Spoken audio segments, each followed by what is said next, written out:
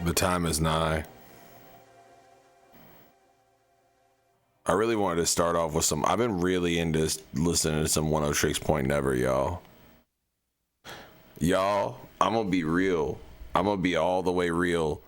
Last time I talked to you guys in the Discord chat, I've gotten a total of 4 hours of sleep. So if I die, I die. You know what I'm saying, brother? You know what I'm talking about? What's up, y'all? What's up? How's everyone doing? I don't even have any cool music ready to go. I've been having quite a good day. I've been having an insanely good day, some would say. It's a little hot in the stew right now, but you know, I ain't mad at it. Let me get some music pulled up really quick. Something chill. Hold up. I got you guys. I like this one. Perfect. All right, let me see where I can see you guys. We're gonna break this hoe down. We're gonna listen to this album and we're gonna really break it down. We're gonna break down the Buffalo today, ladies and gentlemen. We're gonna talk about this album. We're gonna yap. But what's most important is we're gonna break it down. Whoa, why can I not see you guys? This is weird. Projector, output. There we go. Now I can see. Hell yeah. Bust it down, chat. Bust it down. How's everyone doing? Have you been enjoying the album? That's what I want to know. That's all I care about is if you fuck with it. Thank you. Thank you. Sid, thank you so much for the sub. 15 months. That's almost enough time for a baby to gestate. I'm so smart. I'm a regular scientist if you think about it. Hoping for a VOD. I'll put a VOD up. I'll put a VOD up for you, Huaru. Album's banger. Thank you. Thank you so much, Charlie. Oh, the wallpaper's being uploaded. Awesome. That's sick. You snapped on that. Oh, Kira, I meant to respond to you earlier. Also, I saw your fucking the wallpapers that you did. They were so sick. What up, Nick? How we doing? Of course. I might actually upload this somewhere, like maybe cut it up or something. I'm trying to content max. Okay, so this is, you guys can see, these are all my liquids. I have my water. Sorry for making you cry, Shroom. I've got my water. I've got my iced coffee that I made. Muted, thank you so much for the Prime sub. If you see right here, I'm gonna play a cut song from the album.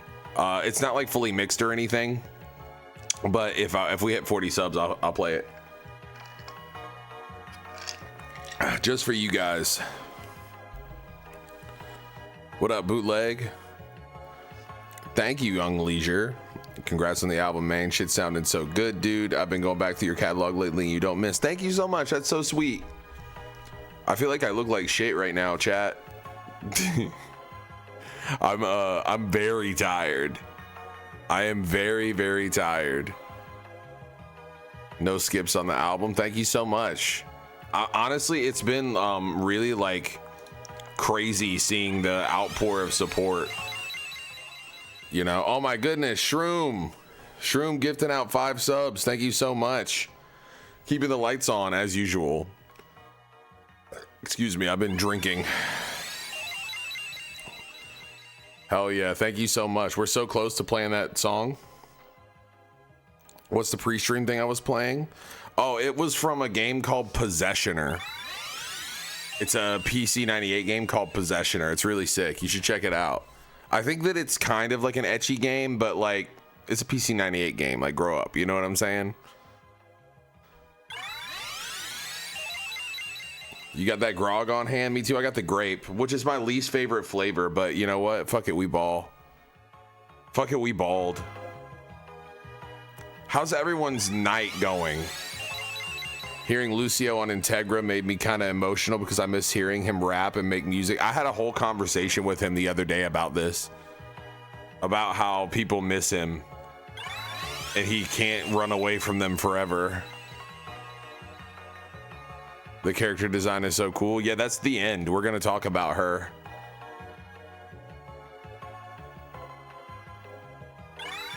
Young Leisure, thank you so much for the Prime sub. We're only one sub away. Perfectly Odd, thank you so much for the sub. Yeah, I don't think it popped up yet, but I can see it. There it is. 3 stream streak, hell yeah, Pizza Pit. Integra was I really like the beat for Integra. That's a Scott Skur beat. I did like your fan art. I loved your fan art. You should link it in here. You didn't know you made music with Teller? Teller, I hung out with Teller not too long ago, with him, Q, Ayashi, like all the like Hate Island dudes. Yeah, no, Teller's like, okay, I'm not trying to be like weird or nothing, but like that group of people, like Filth, like Kane, like all those dudes, like I could see myself being like really close friends with them. Like they're all like really cool, like just incredibly, like it's just a good environment, and the way they make music, it makes me jealous. They're so good, dude. Teller's nuts, bro. Like seeing Teller rap is crazy. Bill, on codeine during the intro, am I hearing a triple stacked vocal? It might be a quadruple stack. We could break into that if you want, go into the stems. If y'all are feeling freaky, maybe I could do that as the sub goal. Hate Island is crazy. Yeah, we have more music. We have another song that's like really, really dope. Thank you. Hold on, I gotta show this off. Open external link, yeah. Okay. Hold on. I have to show off something funny. Okay. Let me turn off the music. Sorry. This song is so good. Okay. So a lot of people don't know this. I posted this on Twitter, but the transition between Anna Midnight and and I Don't Write Love Songs is a really funny sample. It sounds cool. It sounds like some anime shit, but it's actually fucking this from this weird Flash animation called what is it called? Mike and Melissa. And so I showed it. So, what do you say? Will you let me stick around for a while? Why not? I mean, if I'm crazy, I might as well be happy, right? Yeah, we did watch Promise this. me one thing, though. Promise that no matter what happens, you won't forget about me. Of course I won't. Pinky promise? I'll write love songs. Yeah, so yeah, it worked really well. As soon as I remember we were in chat when we listened to it or watched it, and I heard that part and I was like, fuck, I have to sample it. It sounds too good, you know. But yeah, so Shroom drew me and the end, the girl from the cover at the end, as Mike and Melissa, which is probably one of my favorite things anyone's ever done ever, you know. So, will you talk about the ghost in the driveway bit too? Yeah, yeah, we'll get there. We'll get there, because that's a really interesting. Nobody will get what I'm talking about on that and that sample and stuff. Yeah. Oh yeah, another thing that's funny. I sampled. Hold on, let me find it. I sampled a YouTube poop at the end of Patience. I sampled one of my favorite YouTube poops, actually.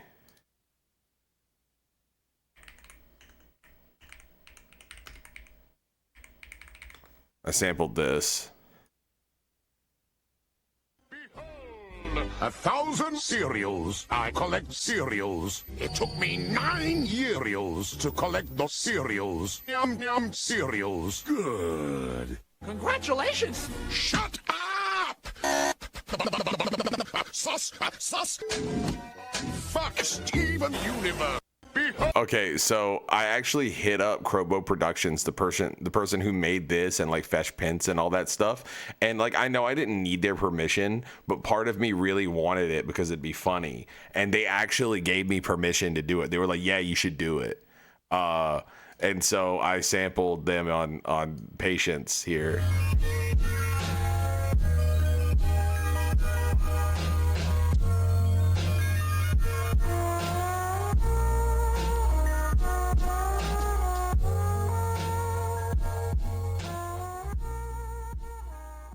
Behold, 1,000 cereals. I collect cereals. It took me 9 years. Yeah, so I put that in there. What up, Carl? I'm glad that you like the album. That's very nice. I wish you could have been there. I put an alarm in your room to explode, but apparently it didn't go off. Yeah, I love when artists I adore drop music to save you from a depressive slump. Hell yeah. I hope I can get you out of your depressive slump. Yeah, it took me 9 Uriels for real. Best part is that low-key fits. I actually, like, I'm not even trying to be funny. Like, I tried to sample stuff that was autistic. Like, that was, like, part of the whole thing. Not for, like, everything, but, like, I tried to do more samples like that. You know? But yeah, no, so let's get into the album then, shall we? I mean, I feel like I've already kind of done a little bit of a breakdown in general, like last night, but I mean, I know not everybody was here last night, so I can kind of try to do a succinct short breakdown, right, of like kind of what this album is. So not to trauma dump or anything, but basically I was living with my grandma, not like actually living with her, but my parents lived next door. And when I was like 12 to 15, they like to have my own like sense of like independence and stuff, I was living more at my grandma's house. And like, you know, I was still close to home, but I wasn't like right underneath my parents' noses. Like they were kind of like overprotective and stuff. And so like during that time period, my grandma was a very, very interesting, strange woman. Okay. And she had like a whole bunch of like weird quirks and stuff. And one of those quirks, if you want to call it that, was she didn't like that I was chubby as a kid. And so she like took me to I don't even know how this happened, but she took me to like a hypnosis therapy for like weight loss, kind of against my will, and didn't tell my mom.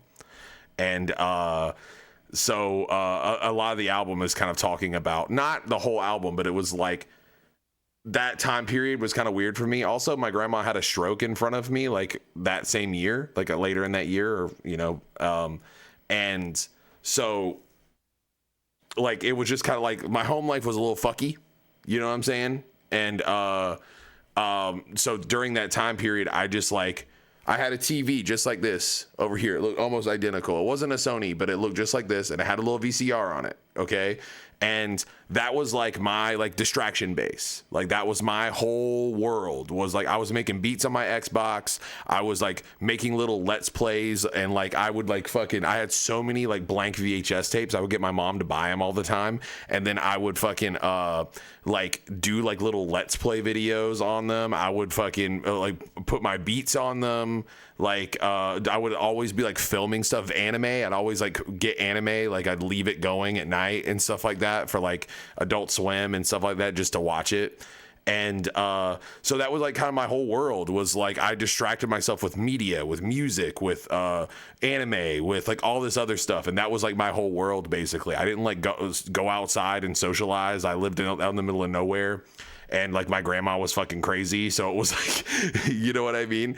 So the whole album is kind of this like weird homage to that time period, and not the whole thing isn't like a concept record in that it like is a linear thing, but like some of the songs will be like very like this happened and this happened, and it's stuff from that time period. But then some of the songs are just stuff that like made me think of like those times. Like I was listening to a lot of like Paul Wall and stuff like that. So like in a midnight, I tried to sound kind of like that type of music. You know what I mean?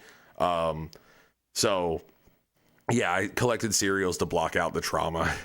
What did the Xbox beats sound like? Yeah, I've played them on stream before. They actually are on, I think they're on a Patreon somewhere, I'm wanting to say.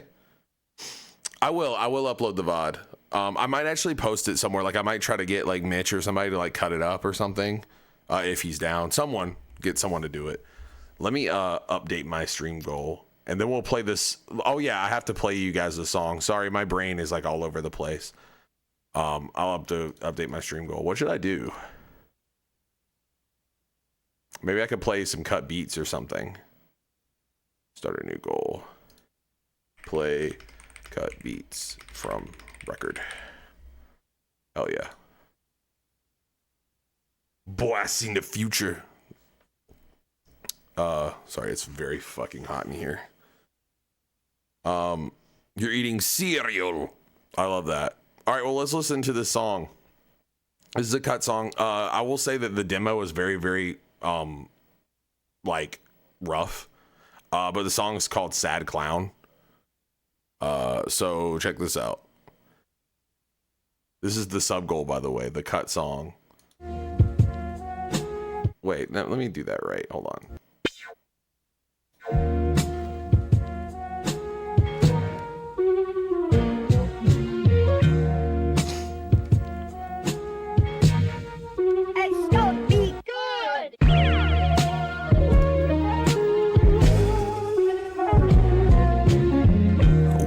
Against the solar plexus, pictures burn about my billfold, a text with no connection, dots, a crooked smile against the stops. Don't look inside them, there's a rabbit hole with adders at the bottom. I seen friends turning to shoulders as allergic to tears. Oh, thank you so much. Back with all the worst of my fears. Am I the anointed one, a porpoise jump averting his spears? I've heard it all, and worst of all, I fucking heard it for years. I'm in my 30s. I had my time to figure out just what's important. Here's a spoiler, not a cosign or endorsement, not to be a little project that you started and aborted. It's been on my chest a while, you have to pardon all the shortness. I just don't know why I'm here when everybody wants another fucking version of me. I've seen a lot in my reflection, not a person to be. I gotta put it back together, shit ain't working for me. Move just how you wanna, step on shoes just how you wanna. I got problems, we got problems, we won't ever touch the bottom of.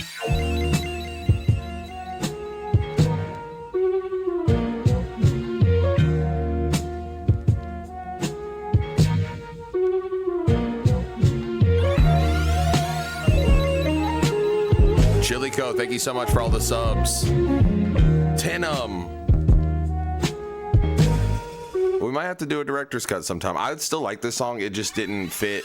Like I was trying to get under a certain time, and it would have fucked it up. So, no, you're right on time, Chaos. We just started. I just played a little demo. They didn't make it. Was there anything else in here that I could make? I have like beats that I could play, but.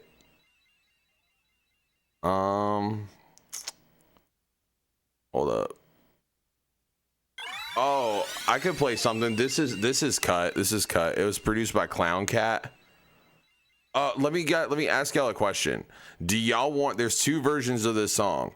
There's a clean version, which is like the one that got exported, like just out of the computer, and then there's a version that was bounced to a VHS tape and bounced back. Which one do you want? Do you want the clean one? Or do you want the dirty weird one?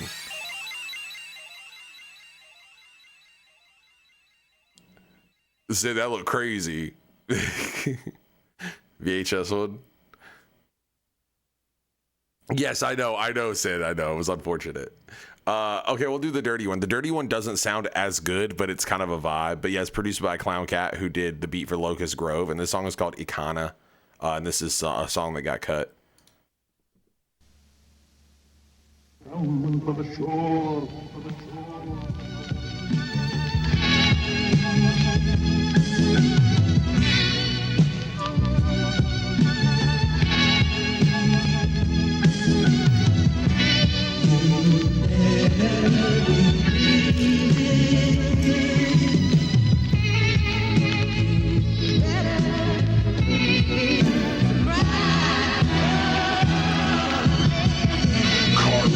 serenade through my panic. The spawn inside my chest, a slow reminder I'm organic. Years of filter, still my fill of fear. This will of steel can sparkle out. Dreams of serving galaxies to die inside the Martian's mouth.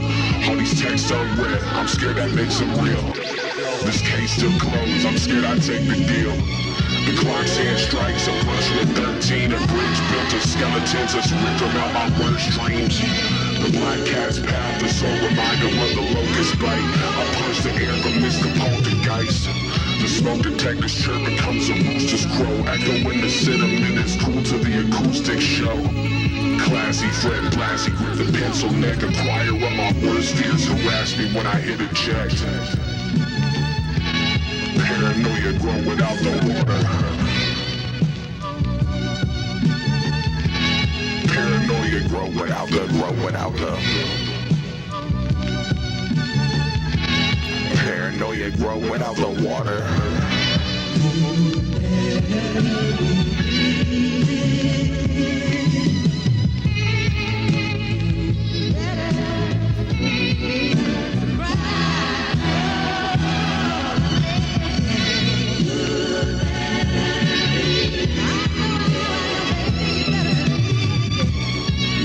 I will say I actually prefer the clean version to this, not because I think this is like it's like because it's too dirty. It's because I had to do it in mono because my VCR is only in mono, and it like kind of takes away some of the vibe. Oh my goodness, Desmage, thank you so much for the 5 subs.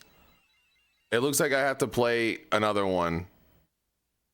This other one I can't release. There's this one I can't release, unfortunately. But I can play it. I can't release it. I'll play the clean one in a little bit. How's that sound? So this next one was, I really liked this song. And this was kind of like when I first started it. Also, to answer someone in the chat, no, I didn't want to put Locust Grove or Cigarettes 2. Those were just Lucy's. I didn't want to put them on the album. Like, I like those songs a lot, but you know what I mean? Like, they just didn't fit. And it wasn't like, they were started kind of in a different era. Like, I made those last year. You know what I mean? What song was Brokey supposed to feature on? Well, it wasn't actually Brokey, it was Steppy, you know, like her, like, but it was Codeine.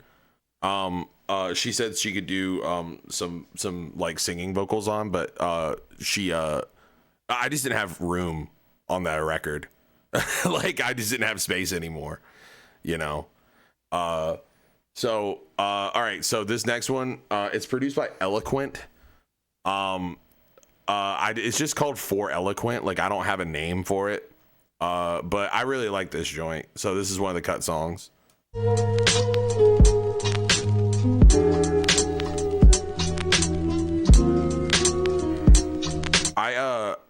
I didn't like ask him to use this beat. This is why I can't use it, is because he actually gave this beat to someone else, and I just was super inspired. And so he posted like a little demo of the beat on Twitter, and I DM'd him for the full thing. But then like in the moment I was like, fuck it, I just ripped it from Twitter. So it's like really low quality and it kind of adds to it.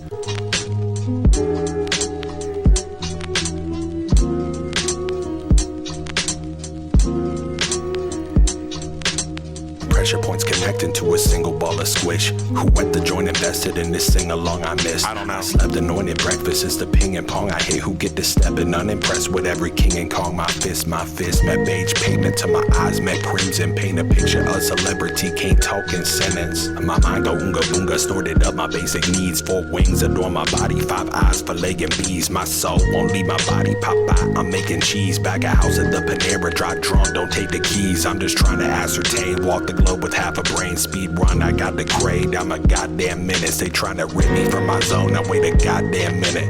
I say this shit deliberately, no offhand business. I ain't afraid to touch the bottom, I'm just scared I wanna live there. Comfy with my demons, ask Beelzebub his skincare. So what you wanna do? Where you wanna go? So what you gonna do? When you separate go? So what you wanna do?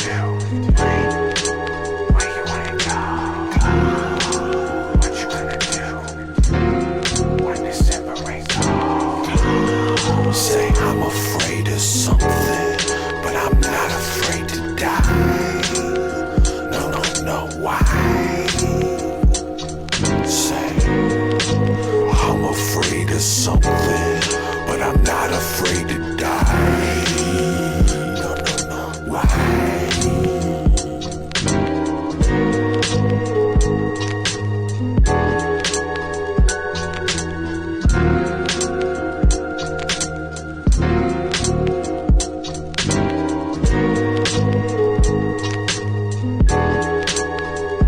That's just crazy. Yeah, I mean, I don't know who used the beat. Basically, I just hit him up and was like, hey, can I use this? And he was just like, hey, man, this fucks, but like I have plans for the beat already. And so I was kind of like, that sucks.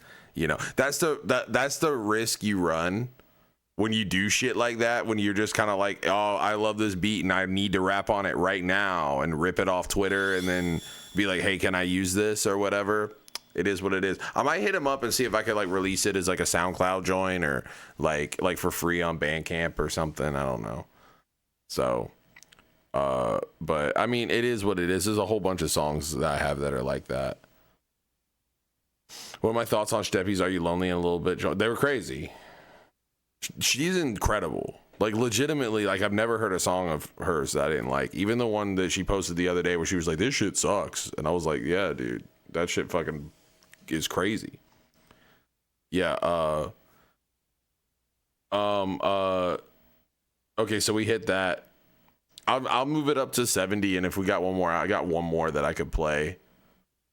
So if we wanted to, we could do that, and then we can do the breakdown, which I'm really looking forward to doing that because I feel like this album is one of those albums that the more context you get, the better it is. You know, you do that with a Dat Foot Dive beat on YouTube, re-uploaded and someone else, and it was deleted like 2 or 3 weeks later. Oh, it got deleted. Oh, that sucks. Yeah, Dat Foot Dive is that guy's really cool. He's a cool dude. I've talked to him a few times. I've been trying to make my Steppy fan friend listen to you more and more. She shouted me and Rav out like twice on that album with Black, on the Brokey and Black album. You have a Dat Foot Dive vinyl? That's fire. Yeah, when I talked to him, he was in a server with oh my god, what's his name? Rapper, he's cool. Was it D-Real? He's cool as fuck too. Shout out D-Real. Yeah, I'm gonna get Northern Lion. Northern Lion. Let me see here. Play a cut song. At 70 subs, I'll play a cut song. The beats aren't as interesting as the songs, trust me.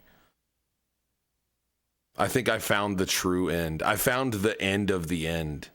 Thank you for the building with the blue butterfly. It was pretty relatable for me. My experience wasn't extreme as yours, but my mom also sent me to a camp. I'm sorry that you got sent to a camp for that. That sucks. Yeah. No fun. I've learned that a lot of people went through something similar to that. Maybe not like a hypnosis situation, but you know. Okay, well, do y'all want to go ahead and get into the because I imagine it might take a minute to get 10 more subs. Do y'all want to go ahead and get into the breakdown? I read up on the Reddit. I read it on the soldiers. Okay, cool. So how I'm gonna do this is I'm gonna be all over the place. I'm gonna be doing this shit like it's like fucking like director's commentary or something. But before we like actually get started into it, I kind of want to explain the character because I always have a girly on my character, you know, on my fucking albums, right? And so the girly this time is this is actually from an animation. Hold on, let me pull up the animation so you can see it. It's from Polygon 1993. Let me find it. It's a really cool animation. It's all like rigged. His stuff is fucking crazy, just in general. Let me find it. As soon as I saw the first frame of it, I was like, yep, this is it. Yeah, here it is. Here's the whole joint.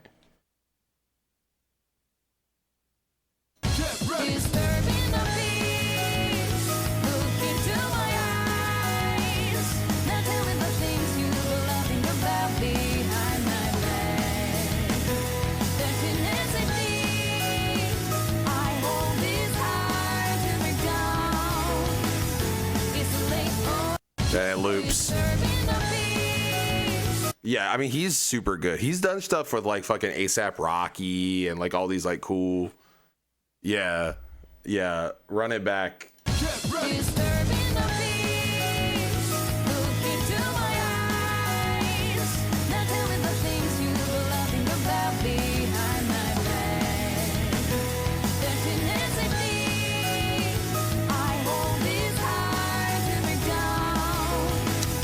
Was this album self-produced? Was this listening to it and I was amazed by the production? No, I actually did probably a record low amount of production on this. I just found producers.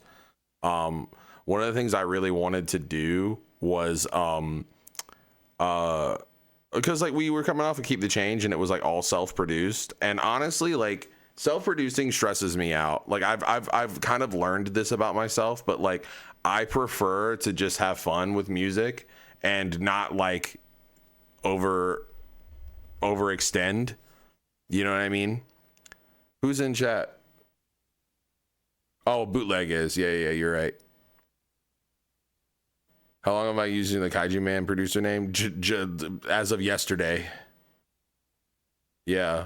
I think that it's kind of time for me to have it because it's like fucking produced by Kill Bill the rapper seems dumb, and like Jinzo's kind of dead. You know what I mean? But yeah, well, not dead, but you know, in dormant, in waiting. But yeah, I want to ask Polygon if I can use this whole thing for something, maybe for like tour visuals or something. All right, well, let's get into it. So this character right here, you know, I was talking about earlier about like my CRT screen kind of being like my like safe space, you know, like when I was, you know, kind of going through it as a kid, right? And this is a personification of like this woman is like in the TV screen and she's kind of like holding my hand through a difficult time. That's why on some of the tour merch, which kill-bill.net, come see me on tour. I'm coming literally next month. I'm going on tour. I have not been promoting it because I've been fucking doing this shit, and if you guys don't show up, I'm cooked. So come out anyway. But the tour merch has a bunch of stuff that says like phrases on it. Like there's one of them is a shirt, and on the back of it it says like, I'll hold your hand through this difficult time. It's like anything that's in the Adult Swim font is like her talking. Like in any of the thing, like that's her talking to you, like saying like, oh, this will hurt. Like she's like trying to get you through. Yeah. So come see me on tour, kill-bill.net. Buy the CDs too. Shit. We popped off on them CDs. I ain't gonna hold you. Anyway, let's get into it. So here she is, the end. So this is the intro.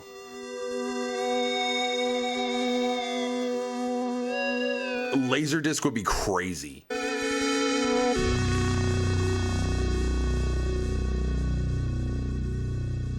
So I want to say this really quick. So the first track and the last track are almost in my head canonically like not part of the album. And when I say not part of the album, like they are a part of the album, like 100%, right? But like this is the opening credits. And then the album starts with Codeine. Does that make any sense? And then the closing credit, the album ends with Dr. Slump, and the closing credits are Blue Gender. Does that make any sense? Thematically, this is very different. I'm talking about something here that I don't really feel comfortable talking about, like what it's about. But it is one of those, like, the last time I'll ever fucking talk about this lyrics. And it's kind of like a buffer from like, this is like my current, and then it's like going back, and then like you'll get it. Taps on the shoulder, understand the gravity. I read up on the spoilers, none of it was grabbing me. Paranoid delusion, getting comfy with abuse, knocking teeth with absolution. Wouldn't stun me if it's loose. I see more people fade away than I can count on every digit. I could try to make amends or fucking flex and let them miss it. It's my birthday, mama, and on my worst days, mama, I see a ghost inside my mirror and he tells me I'ma die. 2 blunts to the face, the coolest piggy in the sty. Used to ride with my demon till it bit me in the eye. 0.5, that's just a POV, the portion of the pie. All these cries for attention, could ignore it if I tried. Brain fried to the tubes, catch a ray up in the eye. Can't lie, he was fooled, trying to lay up, get denied, let it slide. Try to slime me, I'm the slimiest alive. Try to slime me, I'm the slimiest alive. I was so proud of that bar. Try to hide up in the voices when the tiniest obliged you a lie. I'll stand on it till I die. I'll stand on it till I...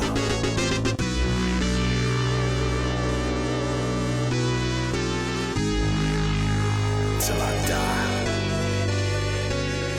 Till I die. Till I... That little chord progression where it feels like it's like a weird jazzy moment. Just for context, like it says I produced this song. I did produce this song in the same way that like Alchemist produces a lot of songs. But it is a very hefty sample usage from something that you will probably never find.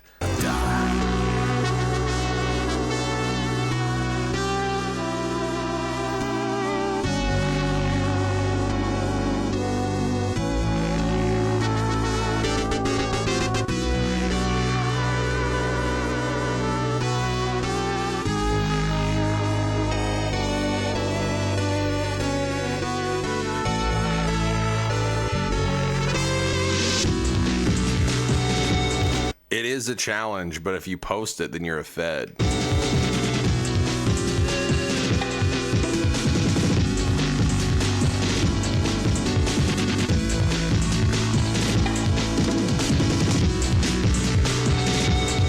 I want to do this with a live band so bad.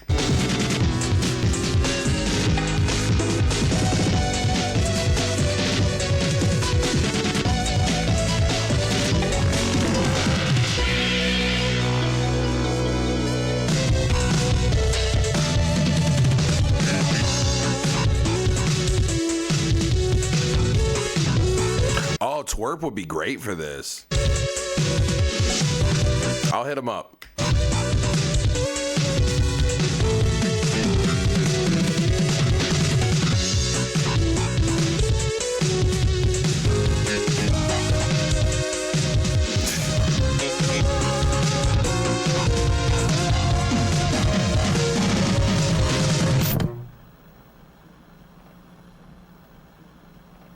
Strongly cautioned. The following programs are intended for mature audiences over the age of 18.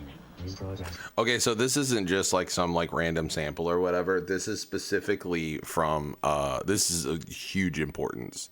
Huge importance. So basically, like it's kind of told from the position of like, imagine that I am 12 years old. Okay, you are like the viewer is me at 12 years old. And the first song is like something that you recorded on a VHS tape, right? And you switch the channel because Adult Swim is coming on and it's the action block.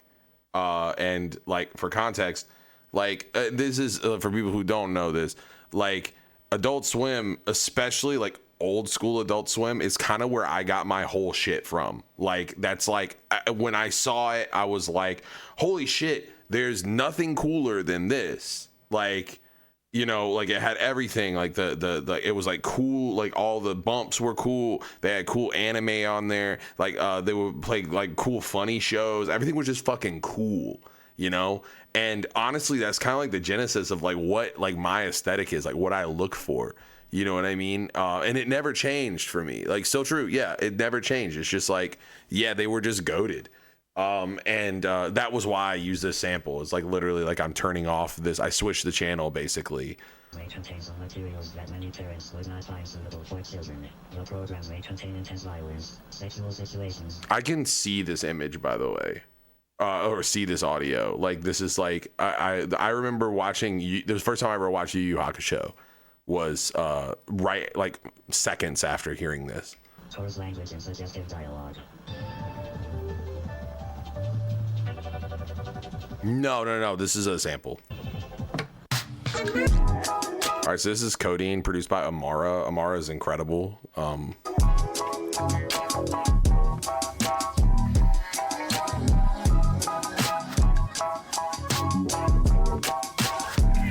was sipping codeine, watching TV.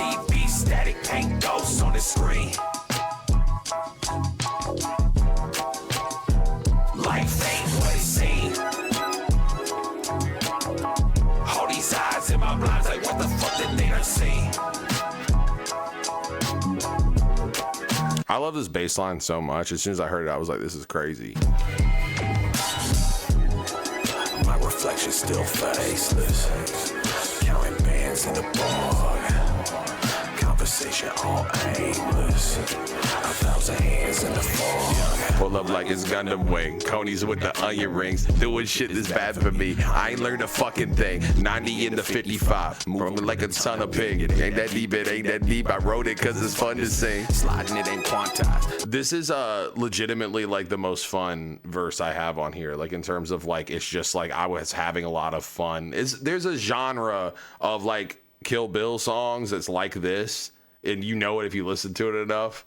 But yeah, this is just like, I was like, okay, cool. Like we gotta like bring people in kind of lighthearted, you know? There's some shit to archive. Blockbuster, Tony Hawk, skater with the far side. Number 2, large fry, smoking till my heart died. The day that Owen Hart died. 50 bag of Thrax, so much gas to make a car cry. Cut him too much slack. That was our first wrestling reference, right? Owen Hart, the day that Owen Hart died. I almost don't look at that as a wrestling reference because it was like so culturally like important to me. But yeah. Gator with the far side. Number 2, large fry, smoking till my heart died. The day that Owen Hart died. 50 bag of Thrax, so much gas to make a car cry. Cut them too much slack, they on my back. I'm where the stars lie, to fake the 100-yard drive. Y'all must forgot the DDT that does the crop. I had to turn it up a notch. How about can we fucking not? Counting every scream like it's sheep hopping pickets. Late nights up in the dungeon trying to sleep off the rickets. I gotta say this too. The term the rickets is super fucking funny to me. Like, oh, old boy looked like he got the rickets is crazy. Try to tee off his crickets. Hold the applause, please. The product underwhelms, but you both. I was sipping codeine. Watching TV, static paint ghosts on the screen. I've got the vapors. Like fate, what it seemed. So I wrote this song. I was on a walk. I do these things. I haven't done it in a while because I've been so locked in, but I do these things called thinking walks. Anytime I have a conundrum or I'm trying to like, I'll go walk out like on the pier out here, like on the fucking Delaware. And I'll just walk aimlessly for long periods of time. And I was on a fucking thinking walk. And then I heard this beat. It was in my fucking like recommended on YouTube. And this was the thing that like introduced me to Amara, and I heard this beat and I was like, damn. And just immediately, because I was listening to a lot of like Big Mo at that time, and I was like, damn, like this shit makes me want to. I was sipping codeine, you know what I mean? Like it just like worked, and that's why I wrote most of the song just in my head, and then I went back and wrote it down after. All these eyes in my blinds, like what the fuck did they not see?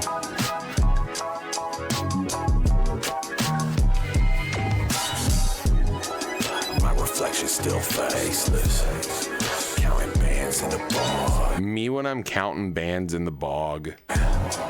Conversation all aimless. 1,000 hands in the fog.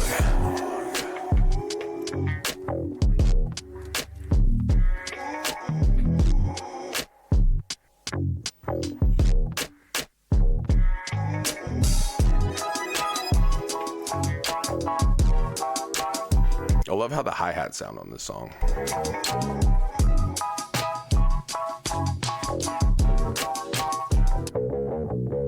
All right, so this next song is called Kikaider, and the reason why it's called Kikaider, I'm actually going to pull it up really quick.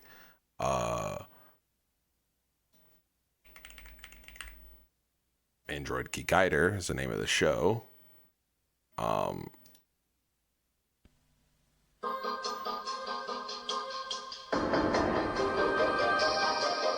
Did my voice sound cool the first time I tried to record a rap? Absolutely not.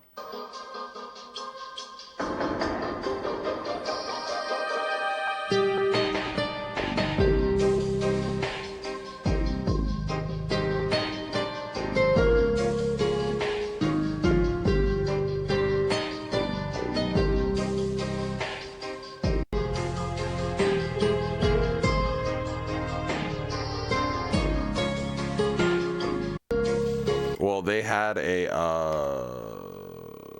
what is it? Adult Swim. The promo for this. I was watching a lot of this when I was like 13. It is the ultimate fighting machine. I've never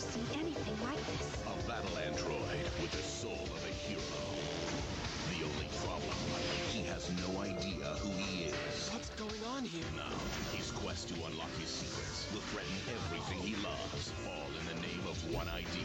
Can an android become human? Impossible. Really dope show. But yeah, this was the this show was one of the shows that I used to like kind of distract myself from like things that were going on in my life. And I wanted to make something that sounded like the show made me feel. And so I'm going to play this. I actually wrote this while just staring at this literal thing on mute, or on mute and on loop. So it was just...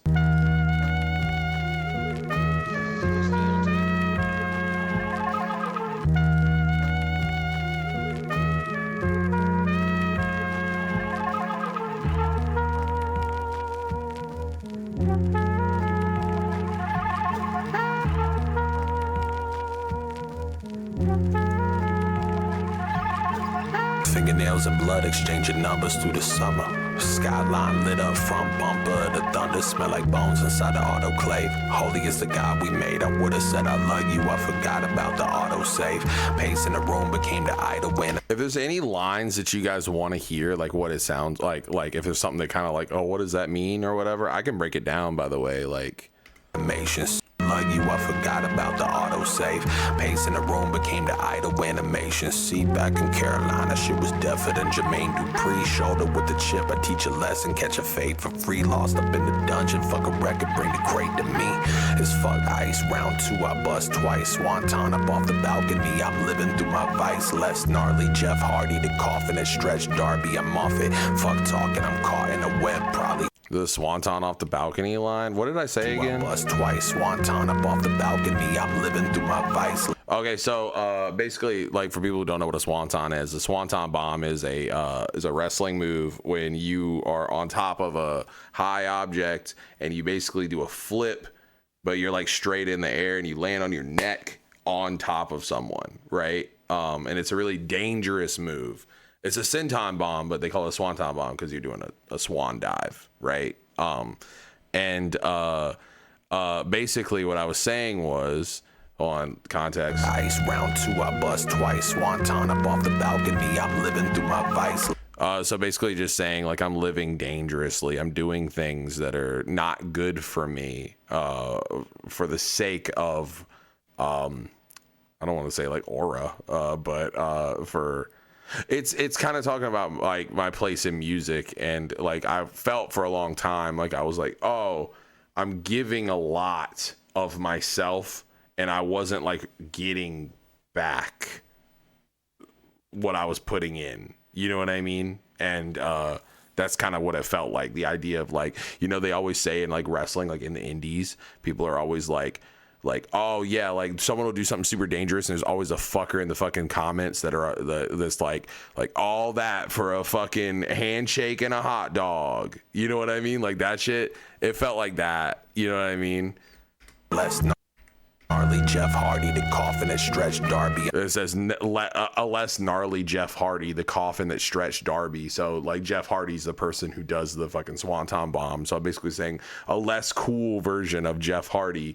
And I'm saying that I met the coffin that stretched Darby. And for people who don't know what that is, sorry, breaking this down. We're doing a lot of wrestling bars here. So it's a Darby Allin coffin drop on coffin. This is when I met the coffin that stretched Darby. He's not going to coffin drop a closed casket, is he? What the world? Oh, that's not even the one I was thinking of. Hold on. I'll just look at it in the coffin drop compilation. Hold on, it's in here somewhere. Where's the one where he falls on a like closed casket and it like fucks his back up real bad? Do y'all know what I'm talking about? I'm just gonna put in coffin. It's not the Ethan Page one. I think it was with Swerve. Am I tripping? Anyway, he jumps backwards and he fucks his back up. I'm literally just referencing that. I'm off it. Fuck talking, I'm caught in a web. Probably who spun it. Sixes repeating like who run it. You can blame the crew, it's like we playing Clue or who done it. I ain't pressed. Smoking shit to melt your reflection. Out here chasing my shadow. You was helping me catch it. I'm at a loss. Everything after this, I feel like, is almost like a different song from the first part. Swerve Christian versus Darby and Sting. I gotta find it now. Hold up. Darby Allin. Swerve Christian Coffin. This is the full match. Maybe it's in here. Darby building up. Oh, no! And screwed a brother. Oh! There's nothing either the two referees can do. Darby, he's going flying. He's going flying. Oh, yeah! I can't find it, but it's okay. Like, this isn't it's not important. But every time I think of you, a smile finds my face. A kind of joy that I don't speak about, not even in my diary. Yeah, this feels like almost like a second verse, because the first verse, I'm like, it's kind of like a pointed, like very veiled thing, whereas the second verse is very specific. Out here chasing my shadow. I've been on Genius. I've been going and editing the lyrics, but I haven't gotten them all done yet. I got a few of them where they're like correct. Anything that was edited by Wabi Sabi God is correct. You was helping me catch it, I'm at a loss. But every time I think of you, a smile finds my face. A kind of joy that I don't speak about, not even in my diary. Not even with my therapist, my mama, or my girl. Not even on my ceiling where these thoughts begin to find me. You took me to a place that don't exist no more, except behind my eyelids, where the vibrance really vibrant. It's so hard for me to write this song, can't do it without crying. I'm a wreck and I can't hide it. What I do to fucking find it, I've been fighting. Depression rap is boring, yet I need to fucking write it. Was the Shadow lyric a reference to the EXO slogan? I don't even remember what was the Shadow lyric. No, it wasn't though. Sacrificial lamb, I met the devil and I signed it. 35 years old and I'm still out here fucking rhyming. Nothing lasts forever, melting gold, crushing diamonds. So this whole second part is all about like my relationship with music and this feeling that it's ending. And like, I don't think it's like actually ending. Like, I fucking just put out like my favorite album I've ever done or whatever. But sometimes it felt like I get really bad imposter syndrome, and I'm now just realizing that it's imposter syndrome and that I need to just fucking man up and get through it or whatever.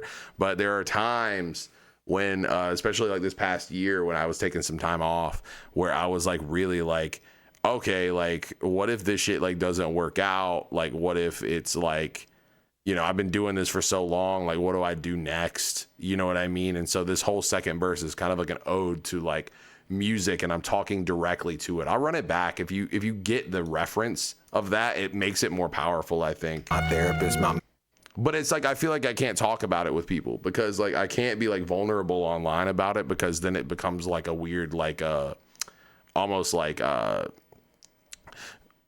could say this with you guys because you're here and you give a fuck, but I feel like there's like a part of it's like, what's the word?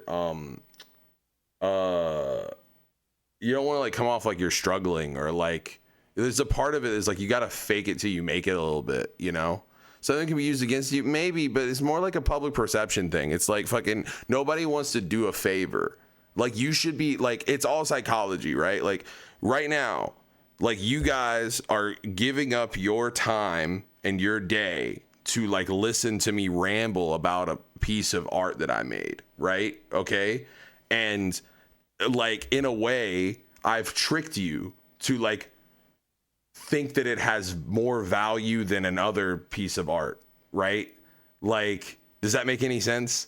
Like, and if like there is a very delicate balance in like,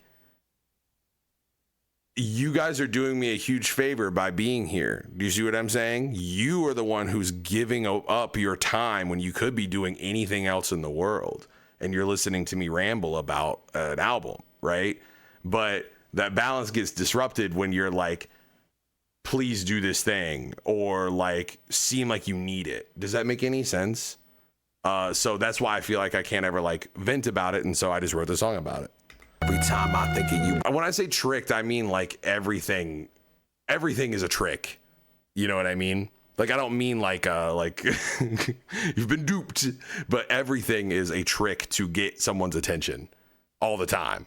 Playing Clue with who done it, I ain't pressed. Smoking shit to melt your reflection. Out here chasing my shadow, you was helping me catch it. I'm at a loss. Where I say I'm at a loss, everything past this point is literally me talking to music as if it was a person. But every time I think of you, a smile finds my face. A kind of joy that I don't speak about, not even in my diary, not even with my therapist, my mama or my girl, not even on my ceiling where these thoughts begin to find me. You took me to a place that don't exist no more except behind my eyelids, where the vibrance really vibrant. It's so hard for me to write this song, can't do it without crying. I'm a wreck and I can't hide it. What I do to fucking find it, I've been fighting. Depression rap is boring, yet I need to fucking write it. Sacrificial lamb, I met the devil and I signed it. 35 years old and I'm still out here fucking rhyming. Nothing lasts forever, melting gold, crushing diamonds. I think I found the end, I think I found the fucking end. No credit, see no montage. A fun little fact that you might not notice is that I actually time stretch my vocals where I say I think I found the end to where it sounds like almost like it's not real. And it's supposed to be like a psychedelic moment, but I literally I wrapped it. This is gonna sound like crazy. I wrapped it off beat on purpose to stretch it on beat. Does that make any sense? If you listen to it, if you pay attention, it's slightly a different pitch and it's slightly a little time stretched. Like literally when I say I think I found the end, I think I found the fucking end. 35 years old and I'm still out here fucking rhyming. Nothing lasts forever, melting gold, crushing diamonds. I think I found the end, I think I found the fucking end. No credit, see no montage, no message stuck within. I think I found the end, I think I found the fucking end. I think I found. Hey Billy, this is Grandma. This is a real voicemail that my grandma sent me. So I talk about my grandma. This is my grandma Peggy, who was on my mom's side, and she was kind of just overall joy. She's actually in the hospital right now. She has pneumonia, so prayers up for Peggy. But I love Peggy. She's a good woman. Your mama said you wanted that little TV up at the lake. That TV. Oh, you can't see it.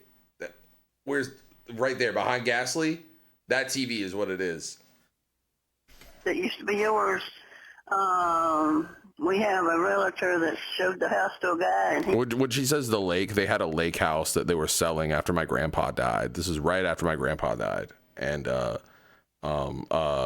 we were grabbing stuff from there. And I'm really glad I grabbed that because it's got her she wrote a whole bunch of stuff on it, because the buttons are fucked up, and I'm kind of oh man, it's like a piece of my grandma's spirit here. I mean, she's still alive, but you know what I mean. He's going to talk to his bank in the morning. Has she listened to the album? No, I will never show her this because she's pretty Christian in a chill way, but she would not approve that she's directly after me saying, "Oh, I think I found the fucking end," you know. So how about give me a call? We'll have to run up there and get some things out of that. Preacher's wife, you know. Gets it. Well, can be sometime this week. Give me a call and let me know something here. All right. Bye-bye. She has a very good accent. So this is Patience. It's produced by Rhythm. Rhythm did 2 tracks on this. He did this and Parker's Ferry. And just to summarize what Patience is about, it is about it's about actually specifically someone in my life that kind of just ghosted out of my life, and it's complicated. I wasn't the best friend, but also they kind of just disappeared completely. And it's the hook is me saying I'm afraid to lose patience and give up on this person entirely. Because they're a very important part of my life, you know what I mean? And so that's kind of what it's about. Do I know you? Don't push me around, baby. I'll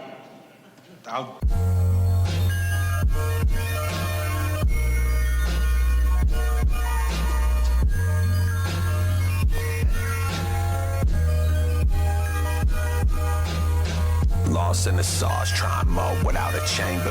I reach for every thought that I could hold without the anger. I've been overrun with minuscules, poking fun at simple truths splattered on the wall. I hope the "don't push me around" part is actually Rhythm's beat tag. To overcome this centrifuge I broke. Hey, I got Yeah. I can't remember what I sampled for the Hey I Got, but it's from an anime. Conduit that left your ego unprovoked. Blow smoke, thoughts cloudy. Bring the pack cross county. Bringing up my actuation like some kind of lost bounty. Fuck yourself, fuck your hope. Fuck the people you protected. If this side of you's a guess, and let's just leave it at impression. Going deeper than projected. Rock bottom where to wallow. Cause in this dialect, the word promise sound hollow. I want to point out that this song almost didn't make it onto the album, which is crazy because it's a lot of people's favorite, because I could not get the mix to sound right. And I eventually just took the fucking vocals and like took all of the high end out of the vocals, and I was like, perfect.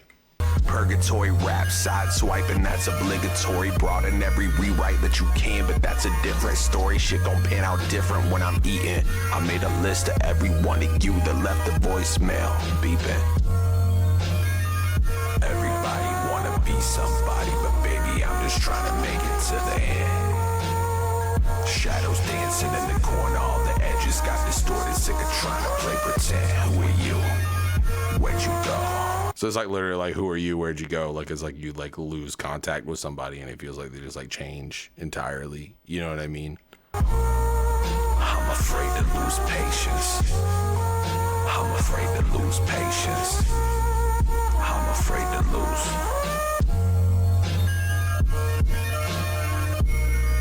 I love doing stuff like this, No Talent. I appreciate that you appreciate it.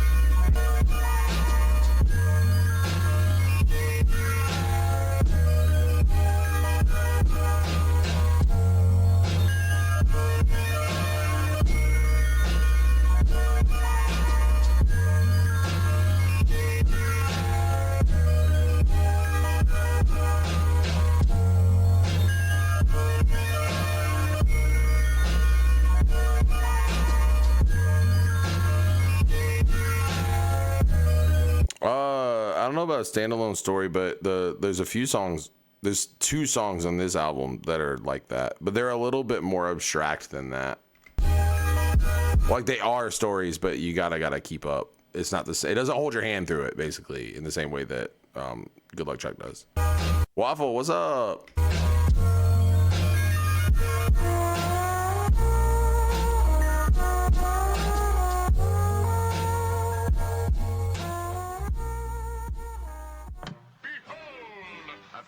Cereals. I collect cereals. It took me 9 years.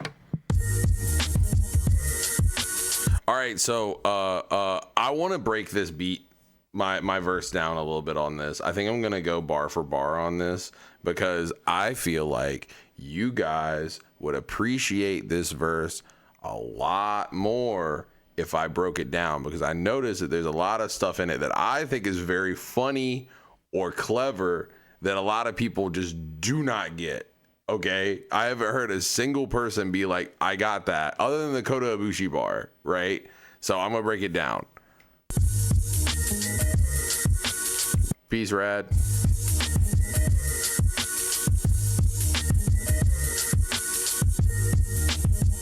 Shout out Obliv for the beat. Absolute legend.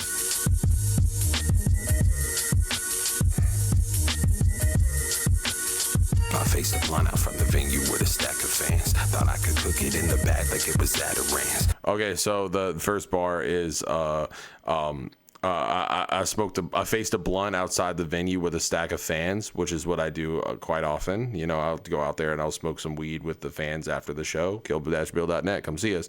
You want to smoke with the old boy? And then I thought I could cook it in the bag like it was Zatarans. It's actually pronounced Zatarans, but it rhymed.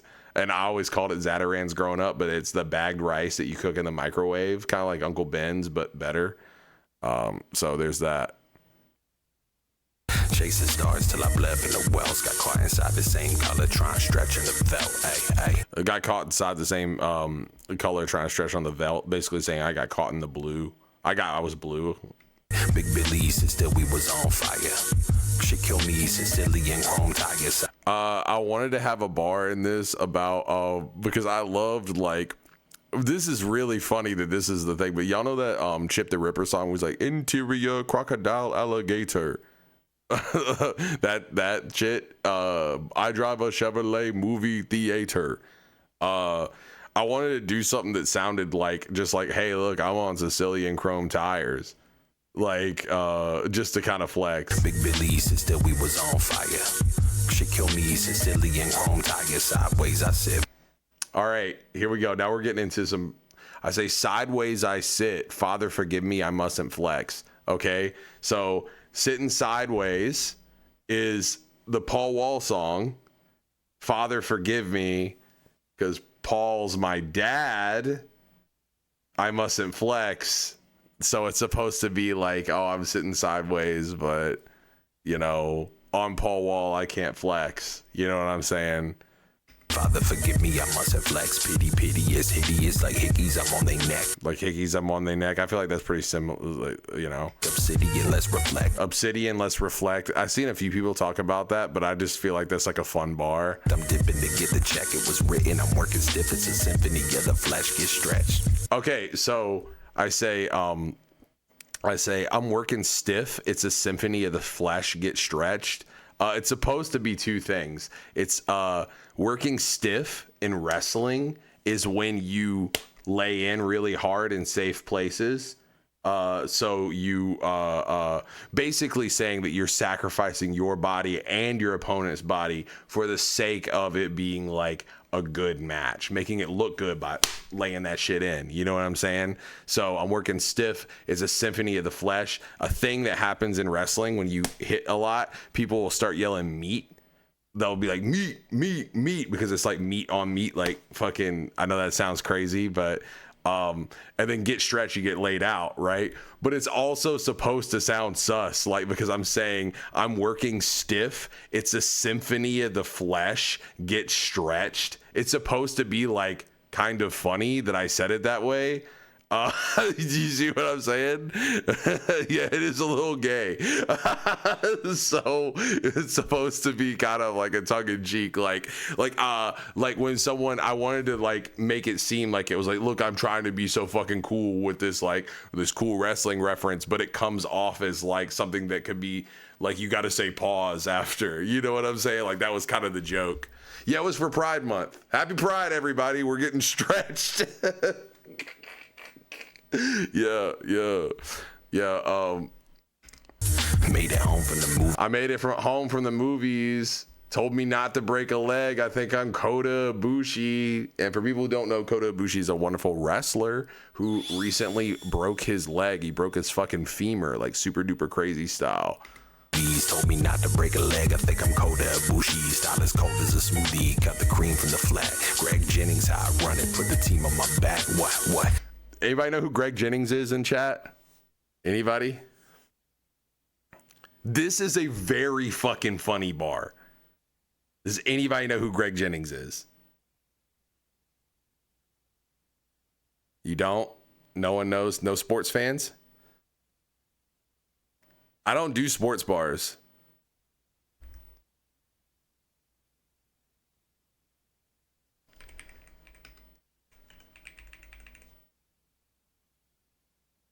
So the bar is, I say, Greg Jennings, how I run it, put the team on my back, okay? It's referencing this video. I say I'm one of the hardest niggas in Madden. I have one of the most best offense in Madden history. Look at this shit. Look at that nigga. Greg Jennings caught that shit. It's right, last play of the game. But dog, earlier though, the nigga broke his fucking leg. How is he running with a broken leg? Look at this nigga holding this shit, though. Dog, he put the team on his back. Dog, let's go inside the mind of a Greg Jennings. Dog, I gotta do this shit. I put the team on my fucking back, though. My leg broke. I don't know how the fuck I'm running right now, though. I'll do this shit for Madden. Oh, shit. Darren Sharp, one of the most hardest hitting safeties in the league. But I put the team on my back, dude. Fuck it. You can't stop me. Cross the plane. Touchdown. Greg Jennings. 49-20, man. Fuck with me. Fuck you, Gumby. Yeah, so it's Greg Jennings, how I run it, put the team on my back. That's the reference. I was so proud of that bar. I've seen that video so many times. One of my favorite things that he does is when he's running with the broken leg, he's like, I gotta do this shit for Madden. This is for Madden. Like John Madden sitting there like, you got It ain't nothing to get it, you gotta keep it. Took 1,000 yards stare off my face and then I freaked it. There you go. I took 1,000 yards stare off my face and I freaked it. Everyone loves that bar. Fuck with me. Fuck it. I'm sweating. It's so hot in the studio room right now.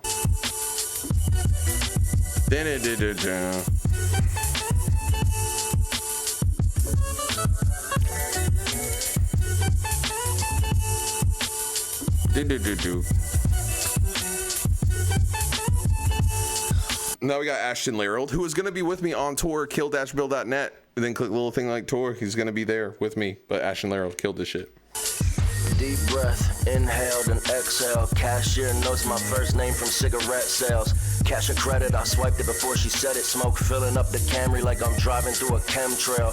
30 rack of Miller High Life riding passenger. Pull one out the pack like working Arthur and Excalibur. I whip a 99 Toyota like a Challenger. Nothing on my calendar, I'm just a weary traveler. I got nothing to do, nowhere to be. I got no one to see, it's only me. What some call loneliness, others call freedom. What some call a life, I might call a mausoleum. My responsibilities are few and far between. I treat an obligation like I'm fighting in a coliseum. If it don't bring me joy or money, I don't need them. Treat my jobs just like my father treated me, I fucking leave them. Wasn't cool enough to join them, so I beat them. Now they ask me what it feels like being famous when I see them. I tell them I still haven't made it past the tryouts. Maybe when I make it, I could tell them when I find out. I pointed this out because we've talked a lot. We share we really both like Wax, the rapper Wax. And we were talking about how this bar where he's talking about, like, I might start a winery sounds like a Wax bar. I was like, wow, that sounds like something Wax would say. And he was like, yeah, that was in my head. I was like, fuck yeah, dude. Can't wait to sign out. Can't wait for privacy. Can't wait until my life is something only I can see. I'll probably buy a boat and start a fucking winery. Until then, it's just the price of notoriety.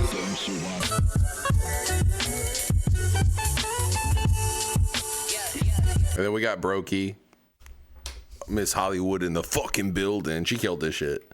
I've seen a few people be like, man, she doesn't fit on this song. And I'm sorry, like, you're just goddamn wrong. She fucking killed this shit. Miss Hollywood in the fucking building. It's Brokey, bitch. You know what the fuck it is. Yeah, Dispensary Girl was like one of my favorite songs ever. That whole tape, was it Spork Life or whatever?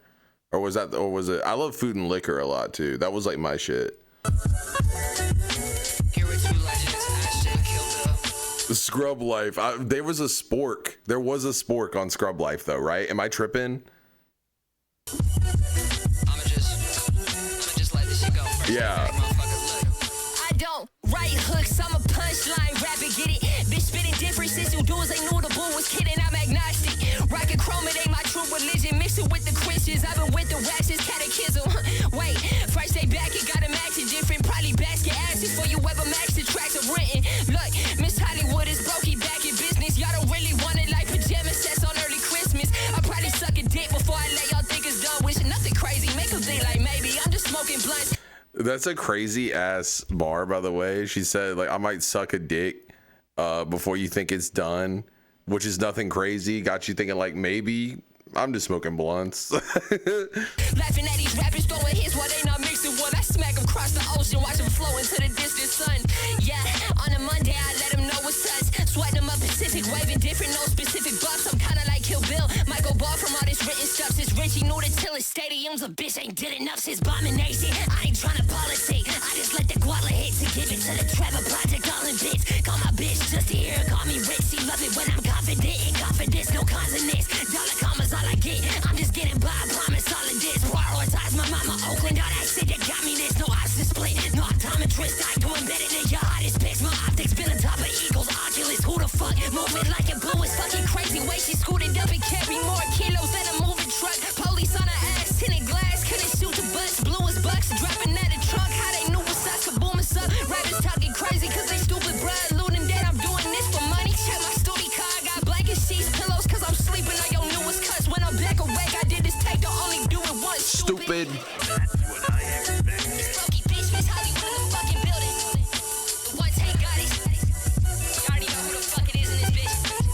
Yeah, she won't take that shit. That's crazy.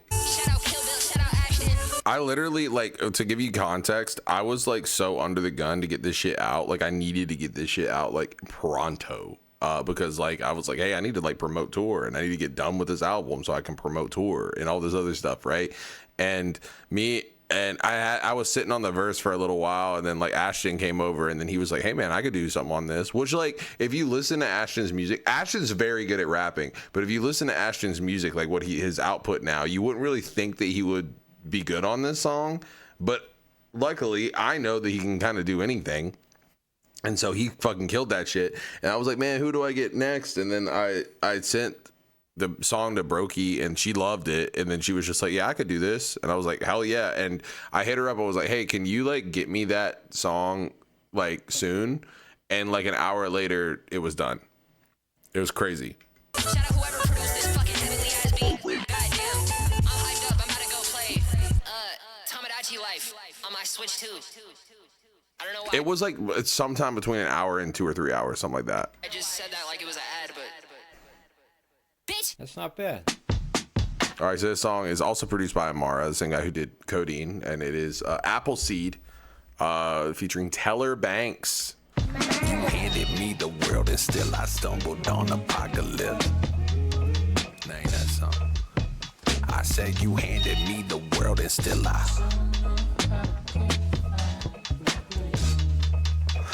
said you handed me the world and still I stumbled on apocalypse. I can't kill myself and leave 'em munching on the posthumous. Through the angel screeches, drop beneath the dangle pieces. Echo bouncing, can't police it. Maybe fuck 'em, ain't the defense I got win. Swimming puddles, find a home and then rebuttals. Too much spite within the juggle. Senses heightened in the struggle. Titan fall in the water, dodging every siren's call. Tired of loss, diamond tested, homie, you can't hide the flaw. I'm appalled, this refusal turning point, this shit is crucial. Just because my mouth is shut don't mean I'm idling and neutral. I'm not dumb as you think I am. What in the fuck was you thinking, man? Caught in the crux of the thinking, man. And I don't give a fuck if it's in my hand. Leave the wheel spinner, don't make it less bitter, this peel thinner. Got a .5, is it packing up? If the joint live, we gon' pack him up.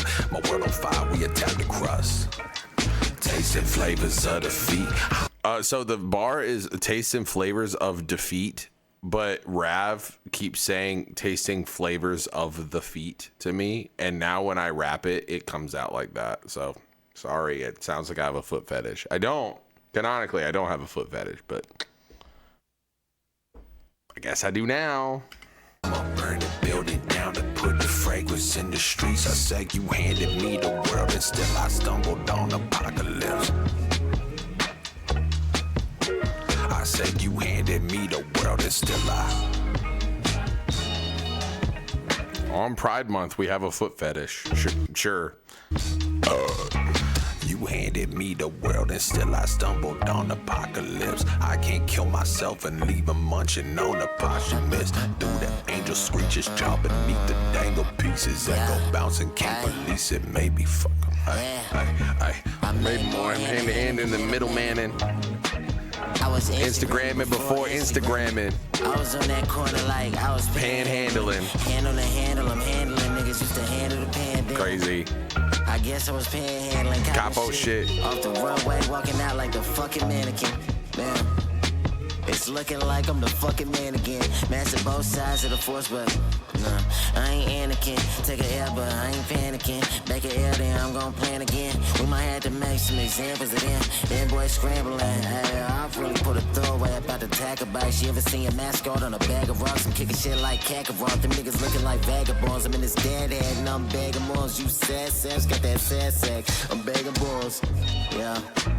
Got me looking at Medusa. I hate taking Ubers. Really making money maneuvers. Mixing Larry June and Larry Hoover. Yo, who these new niggas think that Mix of Larry June and Larry Hoover is such a fire ass bar. they fooling? I be Erica by doing it. I be Erica by doing it well. Got 2 L's full of cool as hell. You handed me the world and still I stumbled on apocalypse. I said you handed me the world and still You and Grey Knot, that's so funny. You handed me the world and still I stumbled on apocalypse. I can't kill myself and leave 'em munching on a posthumous. Through the angel screeches, jaw beneath the dangle pieces. Echo bouncing, can't police it. Maybe fuck 'em. Ay.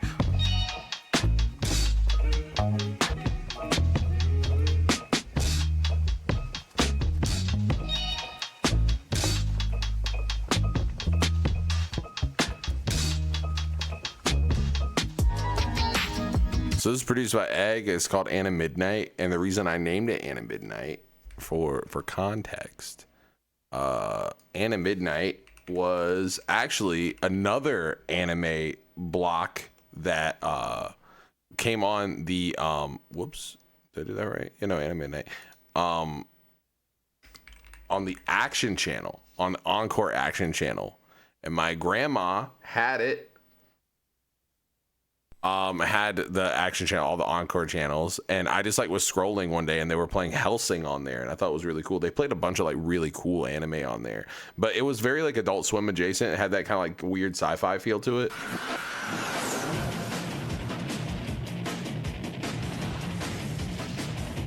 Munching on a posthumous, like I can't kill myself and like leave them with an album that came out after I died, is what I was saying.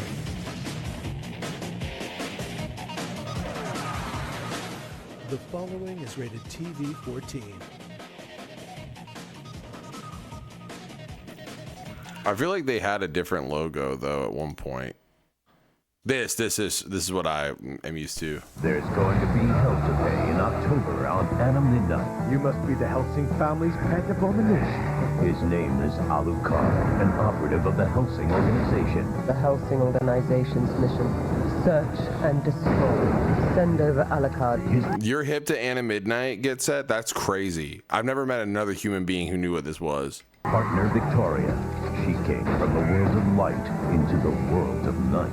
The battle we are joining now is... Helsing's fun. We were watching it on stream at one point. We should do that. Now that I'm free to do things, I'm going to be streaming like a motherfucker trying to promote this shit. To make the world safe for a better class of vampire. They don't make vampires like they used to. Helsing. In October on Anna Midnight. The hunt continues Friday with orders 4 through 6. That's fire. In January on Anna Midnight, Unit 2 must stop a terrorist from wreaking havoc on... Anyway, you get the idea. So that's what it's named after.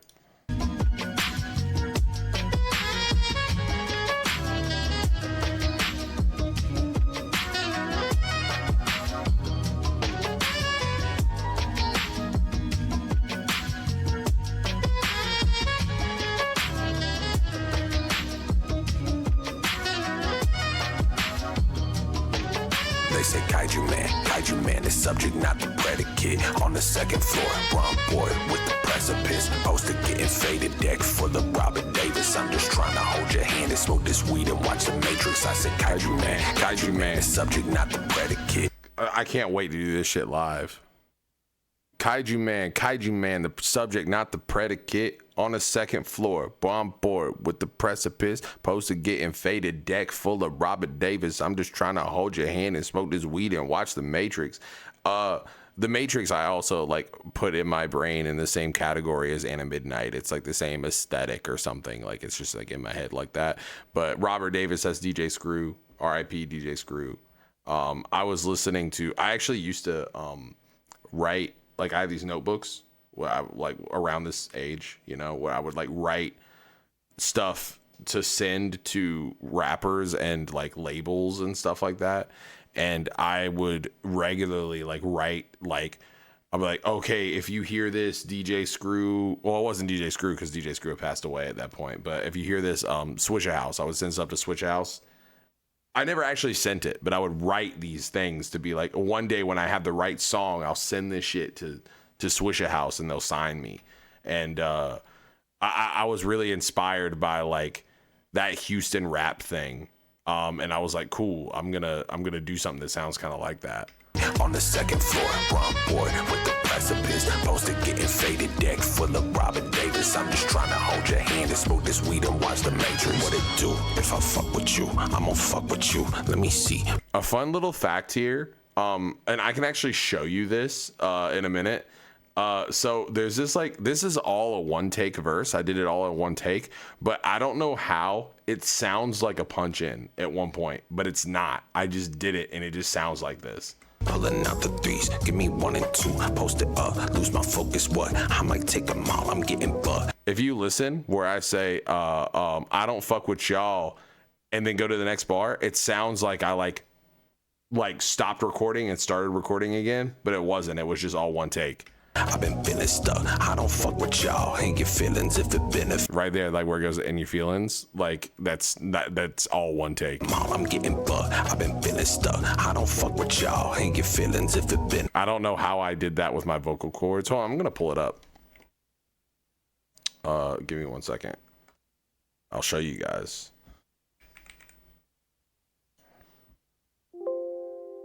Free space on your primary temp drive is below your keep free limit. Oh, maybe I can't show you guys because I'm recording.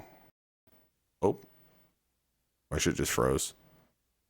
Oh well, that's fine. Never mind.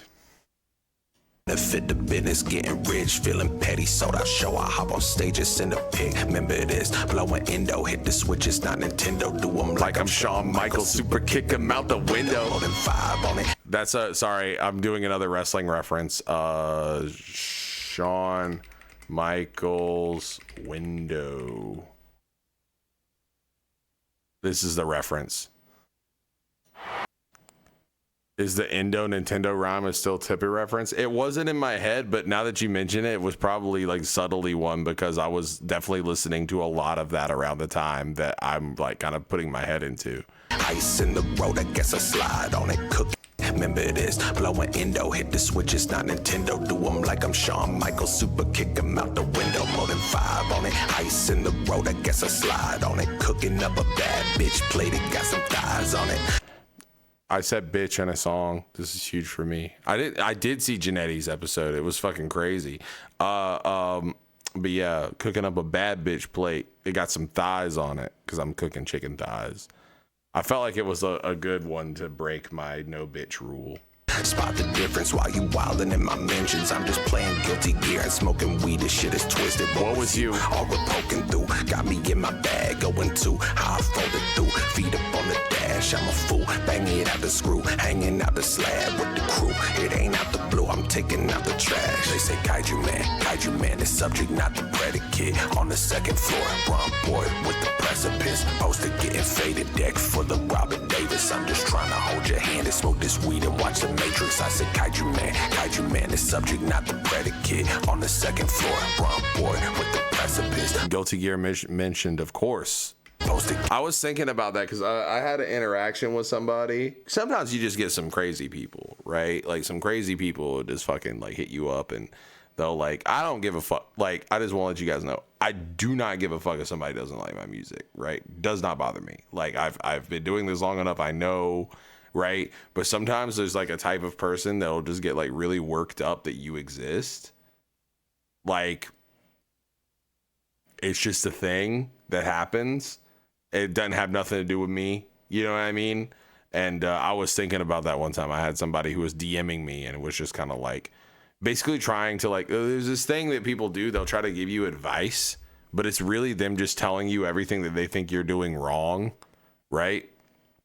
And I had an interaction like that where it was like somebody was kind of trying to tell me what to, you know what I mean? And they were really like negative about just like my music in general. And I was just kind of like, damn, dude, you're like all fucking like been out of shape. And I'm like just chilling here smoking weed and playing Guilty Gear and like kind of living out my dreams and shit. Like, I'm sorry. Like, that's kind of what the bar was. Your hand and smoke this weed and watch the Matrix. I said Kaiju man, the subject, not the predicate. On the second floor, wrong boy with the precipice. Oh, we got the bubblegum crisis. Let's go, baby. Getting faded, deck full of Robert Davis. I'm just trying to hold your hand and smoke this weed and watch the Matrix. Thank you, I appreciate that for real. We got a great rap verse incoming. When summer can't fill a hole that's been dug for years, but it can undo a decade's worth of blood and tears. Careful who you summon near. A hole in your boat could drown your whole team. Don't let nothing ruin something so fucking dear. Uber is funny you say that. I had somebody the other day, like 2 days ago, someone messaged me and was just like, hey man, you got to stop with this boom bap shit. The kids, it doesn't work. Like the kids don't care about it. And I was just kind of like, damn, brother, I've been doing this shit for like 7 years full time. And like, I never noticed. But now that I know, I guess I'm going to have to stop with this boom bap shit, you know? I found the end, hear my apocalyptic rhymes. It's hard to stay cool with all the strain that dulls the mind. And I don't lay blame on the clock, I fault the times. Along with the rules, along the way, along the lines. On the second floor, from below the basement up. EXO in the house, and we just trying to say what's up. Higher than the... If you listen to this part, because he says like, what is it, like scratching on the surface, your analysis and error, and it's supposed to be, he's saying error, but it sounds like scratching. But then it was his idea to add like scratching sounds when he does the error. Moon representing strength you can't corrupt. Scratching at the surface, your analysis and error. X will never ever die. Best know we forever ever. Mirror on the wall, please tell us who the illest betters. Exo error here, you better get it through your cerebellum. Heaven sent us ever a predicament for hella fellas. Kaiju man is subject, not the predicate. On the second floor, rum. I also like that Rap does this thing where he raps the way he talks, which is like, I think that correct way of doing it, but just him ending it with hella fellas is mad funny to me. Boy with the precipice, poster getting faded, deck full of Robert Davis. I'm just trying to hold your hand and smoke this weed and watch the Matrix. I said Kaiju man is subject, not the predicate. On the second floor. 26 million listeners says I was 16. That's crazy. Thank you. Wrong boy with the precipice, poster getting faded, deck full of Robert Davis. I'm just trying to hold your hand and smoke this weed and watch the Matrix.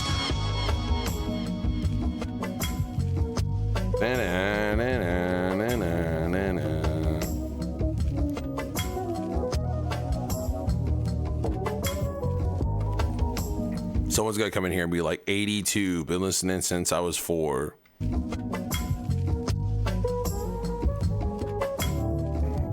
You were like 12, Uber. That's crazy. Headless Chicken, thanks for the sub. I appreciate the kind words. I really appreciate that. Thank you. Hope you're having a nice night.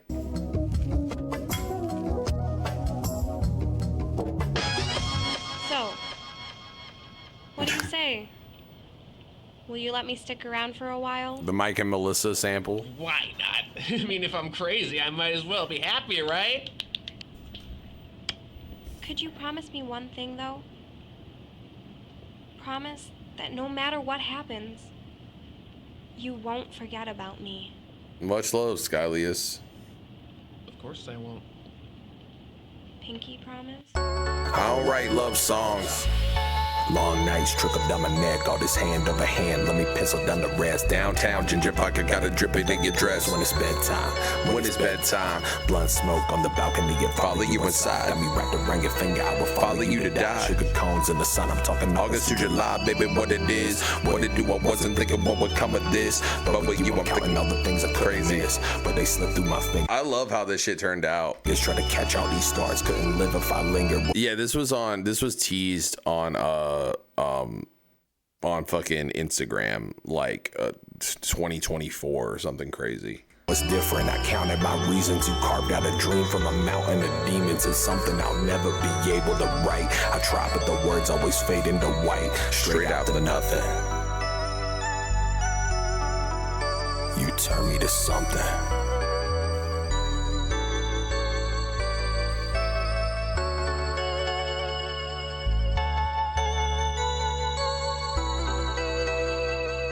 I would love to do an album, and I know like a certain subset of people would hate this, but I would love to do an album that's just stuff like this with no drums.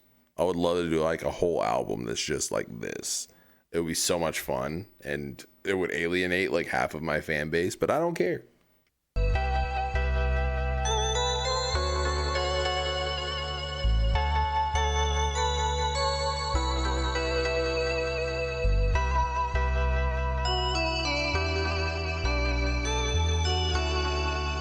You would stream it? Hell yeah.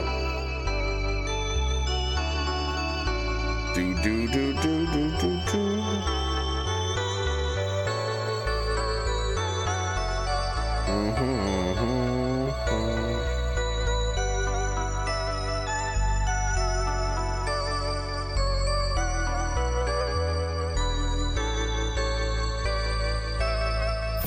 Do I know you? Okay, so we got to do a little breakdown. So this song is called Parker's Ferry, and it is about, well, it is a, so there's this place. Let me show you guys really quick.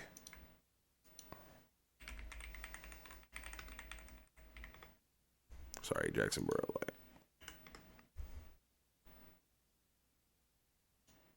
And still to this day, people see this lamp, this light, wandering along this old country, kind of out of the way road. Right. You know, there's a lot of lore about it, and we all heard the stories. Even back to, I remember my dad talking about it when he was in high school, and that was in the 60s. Right. So it's something that's been around for a while, but it's kind of on this. It's on a county road, it's actually in Charleston County, called Parker's Ferry Road. That's correct. And a lot of people, and especially the teens, you know, it's the teens, would go. What was that in his edit? And it's the teens. It was something like you went down to the old church and you blinked your lights like 3 times or hit your brake lights 3 times or something. There was always a different kind of do your damn research, brother. This is what it is, okay? It's 2 different things, all right? There's 2 separate things in this story, okay? So there's a Parker's Ferry Road. It's in Jacksonboro, South Carolina, which is like technically Charleston County, was very close to where I grew up. I grew up like 10 minutes away from it, right? Okay. And it's this really long stretch of road. And if you go down it far enough, there's this little area where there's, the story is it was a man who like he was a preacher, and the church caught on fire, which is a thing that factually happened. A church did burn down. Okay. And in the story, the preacher's daughter was killed in the church fire. Okay. And so he doesn't want to believe that. And in a moment of like grief and hysteria, he goes searching for her with a lantern. Okay. And he goes out and he's looking for her, and he just like is kind of beside himself because he doesn't want to believe that she's dead. And he is on a train track, and he's like so beside himself with like grief and like looking for her that he doesn't hear or see a train coming, and the train kills him. Okay. And legend has it that if you go to the church on Parker's Ferry Road, you can flash your lights 3 times, okay? And you will see the light from his lantern, okay? And there are stories of it chasing cars, and if the light touches a car, it makes your car go dead for like a few minutes, okay? So that's the story, that's the legend. And the song Parker's Ferry isn't really about the legend, but it's about my experience with the legend. Okay. So when I was like 12, I went and stayed at a friend's house, friend's river house. And his dad thought it would be like a really cool idea to like go down to the burnt church and like do the fucking, like the Jackson Borough Light thing on Parker's Ferry. Right. And like, you know, to kind of spook us or whatever, right? So we go there, and it's late at night, and he got my friend, his name was Cole, to go knock on the church door, okay? And so he goes and knocks on the church door. Now the church is actually kind of separate from it, but the story is that if you go to the old burnt church and you knock on the door, that you're supposed to smell smoke, okay? And it was like a little ritual you're supposed to do, right? he goes and does that, and I, like, shit you not, like, it was like I smelled smoke, but I don't know how much of it was like I was 12 and they were like, you know, watch out, like, you're gonna smell smoke or whatever, you know what I mean? And so that I, like, freaked out, and I went into the car, and then we drove a fair little bit, and then he did the thing, like, he did the, like, he flashed the lights, and then, like, lo and behold, like, in the distance, like, near a train track, a light shows up. Okay, and the light's just sitting there, right? And I think, like, it's a car light because of the way it looks. Like, it looks like it's like, because it's far away, you can't really tell, and whatever, and you're looking at it, right? And then the light goes up and down, left and right. Okay, and I'm like, what the fuck, you know? And then we see it go like, oh, and it goes up high, goes up low. And, like, I was very confused because, like, where the fuck, right? And so that's what the song is about. The song is about, like, me seeing the light and then thinking, like, oh my God, there's a ghost, you know? And it's more about, like, it's less about, like, seeing a ghost and more about, like, the experience of seeing a ghost and everything leading up to it. And, like, trying to be as visual as possible. Like, that was, like, what the whole song was to me. It was, like, trying to be as visual as humanly possible. And after we are done with the song, I'll show you some, like, footage of the ghost or whatever. Push me around, baby. Actually, I'll pull up the lyrics. Because I did do this. Genius Parker's Ferry. Is it on here? I feel like I fixed the lyrics. Can I zoom out a little bit? Shit. Okay. You can read along with this. Sorry, I'm trying to make this, like, make it make sense. There we go. Now you can read. And then I'll go over here and I'll play the album.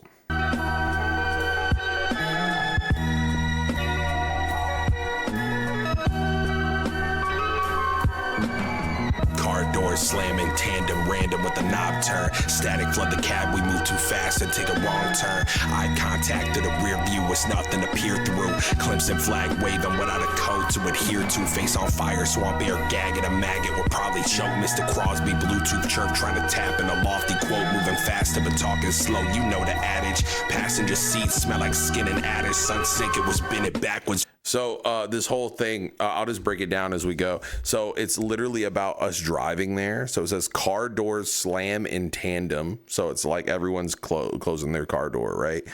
Random with the knob turn because his radio didn't work. And so he was just kind of like fucking with it to try to get to a station that worked. Static flood the cab. We move too fast and take a wrong turn. So it's saying like the fucking like you hear static coming from the thing, and then he's like driving fast because he's not paying attention, and it like he takes a wrong turn. Eye contact in the rear view was nothing to peer through. So basically saying that like he was looking in the mirror view into the rear view mirror, and then I'm in the back seat, and then we make eye contact. And basically saying that like I don't have anything to look at. Clemson flag waving without a code to adhere to. I was a Gamecocks fan, just throwing that out there. They were Clemson fans. If you know, you know. But he had a flag on his car that was a Clemson Tigers flag. Face on fire, swamp air, gaggot, a maggot would probably choke. Mr. Crosby's Bluetooth chirp, trying to tap in a lofty quote. He was sitting there with a fucking Bluetooth speaker or something like that, talking on the phone. He was a businessman, and I remember hearing him talk about, and he was like, that'll be like $20,000 or whatever. And I was like, oh shit, that's a lot of money, you know? But yeah, just talking about like being out in the swamp and shit like that. I just fixed these lyrics. Someone did it and then I fixed them. moving faster but talking slow. You know the adage, which is like a thing that I've always enjoyed. Like the Southern people think quick but talk slow or whatever. Passenger seats smell like skinning adders. Sun sink, it was bending backwards. Basically, the seat smelled like leather. And the sun was like bending in on itself because it was setting. Foot on brake pedal, the metal ignite the stern in the furnace mouth. Basically saying that like he was riding his brakes, but he was driving fast. Yeah, so this whole, I was trying to be like as visual as possible. Gnats was in the gaps, baby. It's welcome to the dirty South, because they had the windows down and there was gnats flying in. Wade the preamble, fingers graze the three handles. So everyone's getting out to go like see what's happening at the church. Feet to grass, scan for movement, because like in the South you have to be really careful because like you could step on a snake at any point. So like any kind of tall grass you have to like really look and see. Feet to grass, scan for movement, creeping through it, frequent student. Okay, basically saying like I'm a student of like you have to be observant and learn quickly. So you don't fucking get bit by a snake, basically, or whatever. Jitter, we had the jitters, so jitters make them skitter. Steal myself to fit us, like we had to go like get ready to fucking like go knock on this church door. Maybe we wouldn't know what hit us. What's the sweet without the bitters? Bro, I've popped off on this shit, dog. This is like one of my like if you like just talk about, listen, I'm going to tell y'all something real quick. I'm going to talk my shit. I never talk my shit. Okay. And I feel like if like I'm doing myself like a disservice by not talking my shit, I fucking rapped on this song, dude. Like fucking, just the way I like worded this, I'm so happy with it. Like, basically saying like, okay, like we have to, like, I had to like steel myself. I had to get ready to go like do this thing I didn't really want to do, but like whatever. But then I'm like telling myself like, oh, like, like we wouldn't know what hit us. Like, what's the sweet without the bitters? Like we need like negativity to like enjoy life. Like I'm just kind of trying to get through it. You know what I mean? Knock knock. It's the ritual. So it's like the ritual. Also, this is a reference to a fucking mellow hype song. Knock knock. It's the ritual. Anyway, so like knock knock, it's the ritual, checking my watch habitual, because like you're supposed to do it at a certain time. Like everyone's like you have to do it like before midnight. I remember that being like a thing. Smoke from under the door, I could have swore I caught the visual. Bro, I'm hitting him with like stupid multis on this song. Basically saying that we knocked on the door and it felt like we smelled smoke, and it was like so much so that I felt like I almost saw smoke. I know what I heard, a not so subtle call to move it out, basically saying like get the fuck out of there. The way that it was howling back, you would have thought the moon was out. Basically it felt like we were moving so fast that it was like whistling, trying to get out of there. Staring through a toothless mouth, we ran from the church.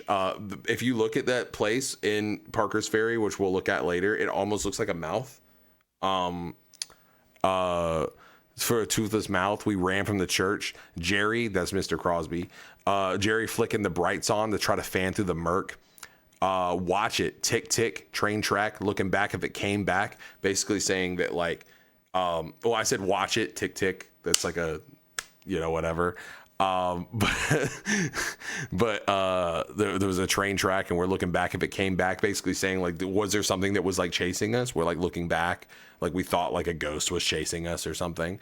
The tires tread sputter, the surface slicker than Ajax. Because I remember like when he like went to drive away, I remember like it kind of like spinning out for a second.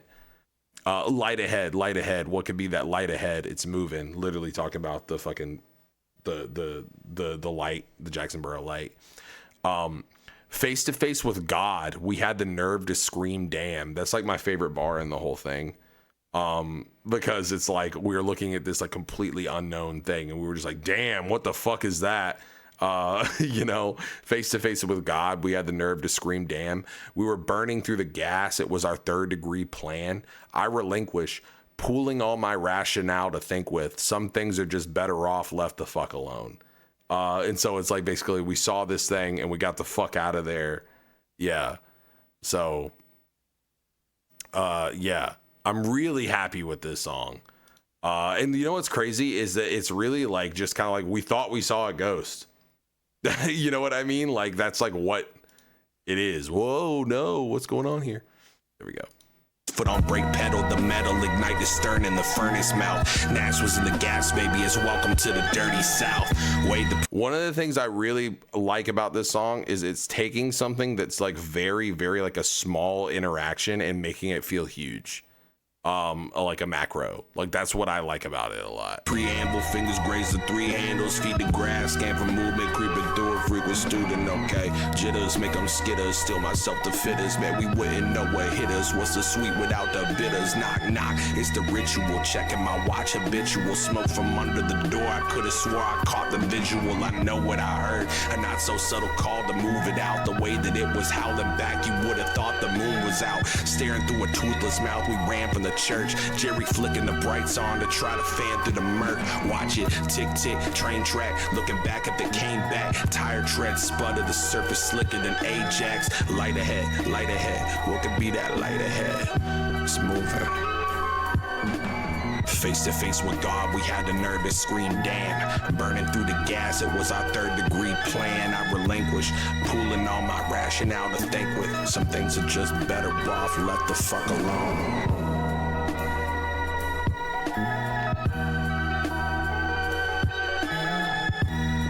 I mean, Anna Midnight's like not really personal from a lyrical standpoint. I mean, Rav's verse is, but it's like more personal, like a for me song, if that makes any sense.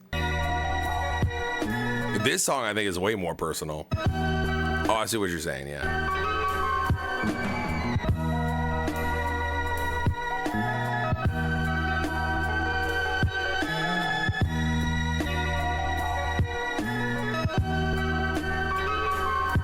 Oh yeah. Okay, so this is actually from a podcast about this. Oh, let's see here, Jackson Burrow Light podcast. It's from this. 3 mile stretch that has. Doesn't just help you hire fast. Hold on. On this podcast.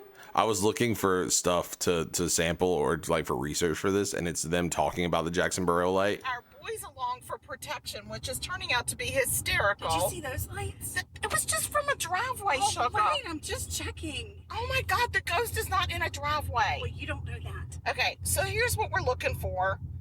Because it's October, we're looking for ghosts. Yeah, so that's where I got that from. It's just from a driveway, Sugar. Right, I'm just checking. Oh my God, the ghost is not in a driveway. Well, you don't know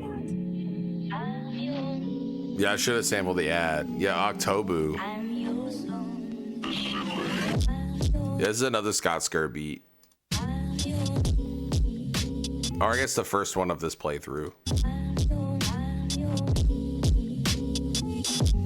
For people who don't know, Scott Skur makes incredible music. Hold on, let me show you something. I don't want to like get too deep into this because, you know, whatever, but Scott Skur does like solo music and also has produced a lot of stuff for Brokey. That's actually how I heard of Scott Skur. But one of my favorite songs is Jesus Was a Time Traveler. Yeah, this is the same guy who made this beat. He produced this and rapped on this.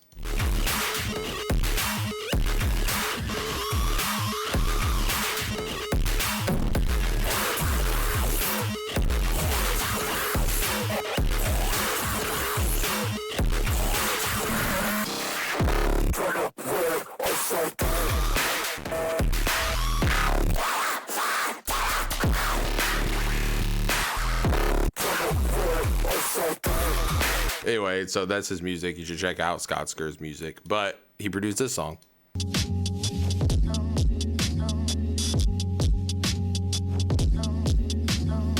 Late night nights. Therapist that canceled due to conflicts. Couldn't fight the feeling, guess my gut was new to constants. Talking through parentheses, the rent increase in bitches. An excuse for me to slip between you didn't deem offensive, but it's catching up with preface butts. All I know is messing up. Paranoia stretch the gut. Holler for, find the edge. I found a way to press my luck. This pressure touch my widest breath. Is fiberglass inside the chest. Gliding past the diamond's threads. I play the sickest game of operation. I can't dance around your fucking nameless confrontation. Talk to me. I found a face inside my wallet sleeve. Came across a smile buried in a constant squeeze. Where do we go? You made a sound to me that's barely a no. A wind passed between your lips that couldn't carry a crow. When I'm afraid, I face the blind faith that I betrayed. The epitaph's deepest grooves, keeping true that time can fade. I found the end.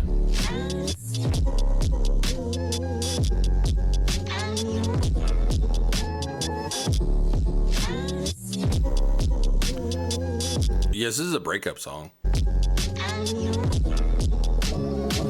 Gave me infinite. What does the operation bar mean? It's I play the sickest game of operation, basically saying like I feel like I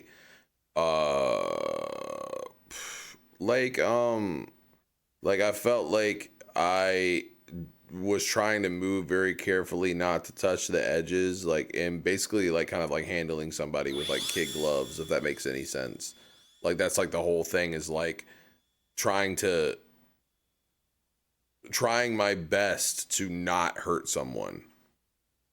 I had to find an end to hand you everything to me to watch it die in my beginnings.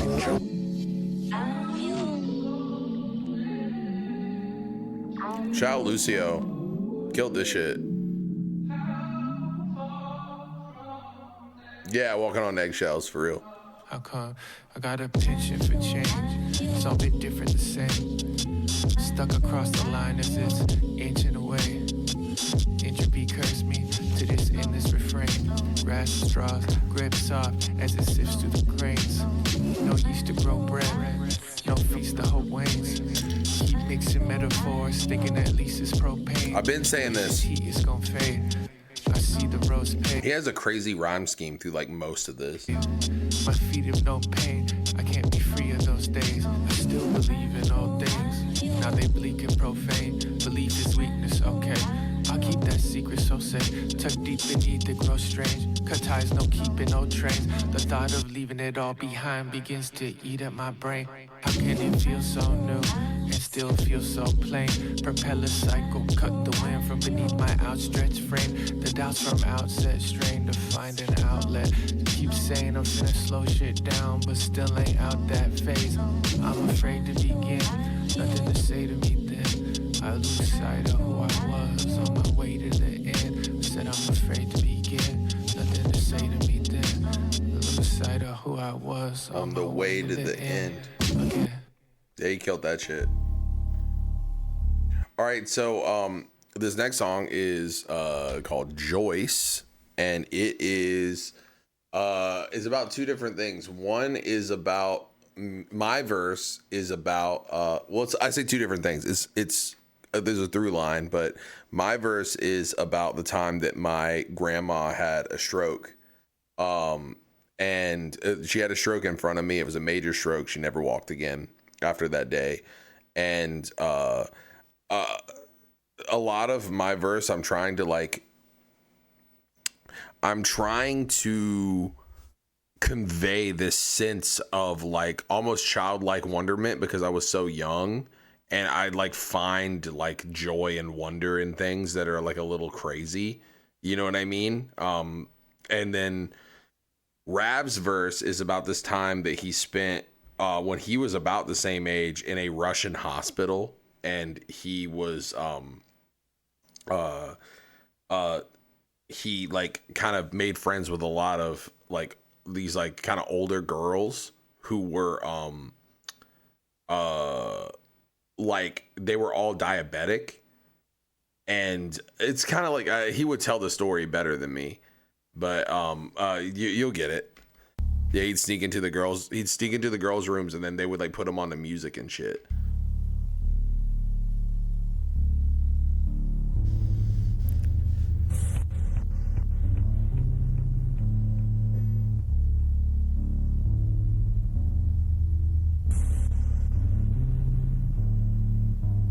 Yeah, he did tell it on Void. He's told it a few times, I think. I love this beat because it's just got this like crazy rumble, like this like dissonant rumble from the bass.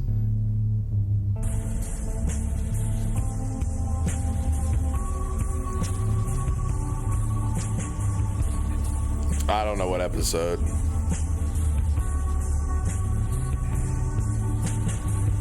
Awkward glance, smell like hospital, least the coffee steaming. Old Martha down the hall convinced me she could talk to demons. Christmas present, wrapping paper, ribbons out galore. A couple Z's was in the air, then shit was out the door. So basically this is about me spending Christmas in a hospital while my grandma was in the hospital. And so like basically saying like, oh, like old Martha down the hall convinced me she could talk to demons, because like a lot of like old people, it wasn't like literally that, but like a lot of old people were there and they were all a little, you know, in various stages of kind of not in their right mind. And, you know, yeah, wrapping paper, Christmas presents, ribbons out galore, a couple Z's was in the air, and then shit was out the door. Basically saying that, like, as soon as, like, my grandma would fall asleep, we would, like, drive home.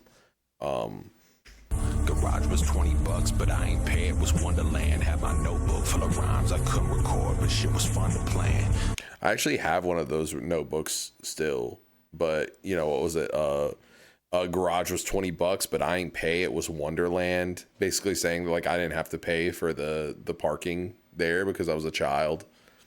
Pace, granny face droop. I thought the floor would catch it. Xbox couldn't read the disc from tracks 4 to 7. Fred Durst to voice my panic mind in San Andreas. Coffee grounds that smell like dirt. The moon and sun in tandem phases. Whispers that you can't evade. This house was built to pain.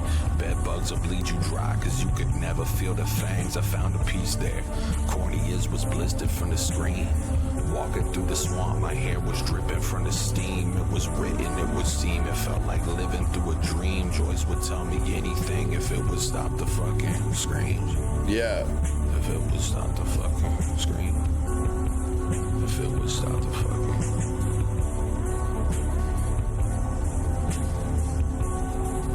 Yeah, it's kind of the point of the beat. It's supposed to be a little, like, weird, and it's pretty, but it's like got like a something else going on, you know what I mean?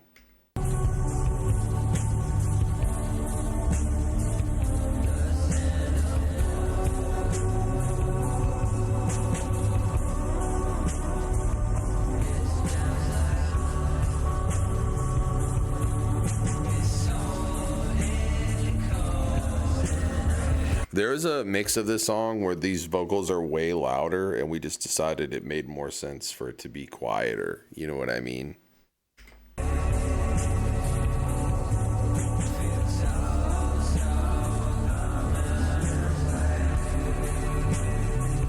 Yes, it feels more psychedelic. Hell yeah, Sid.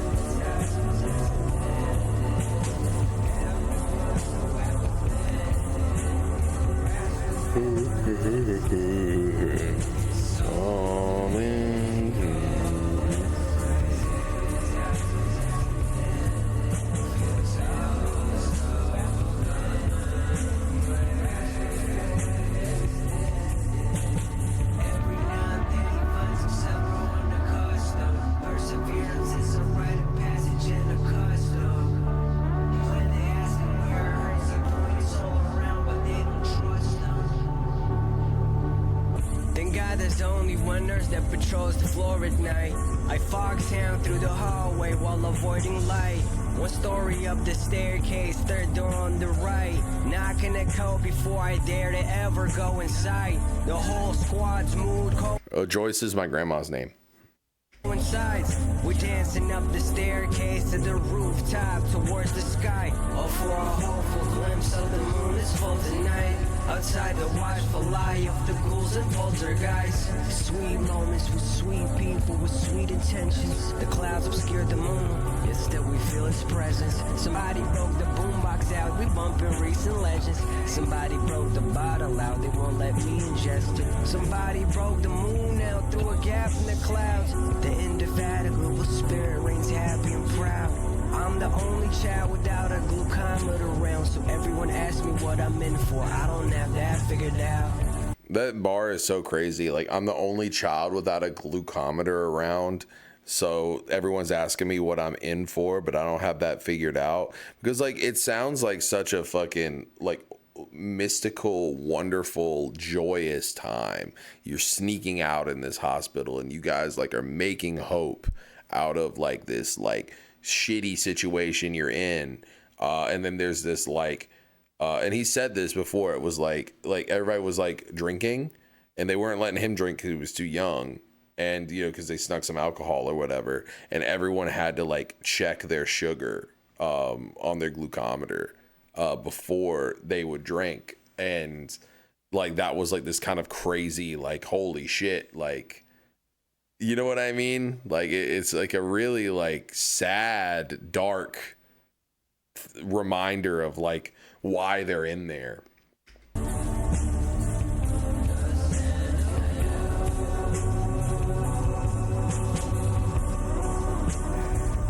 And he's saying in the background, the sin of woe, it smells like home.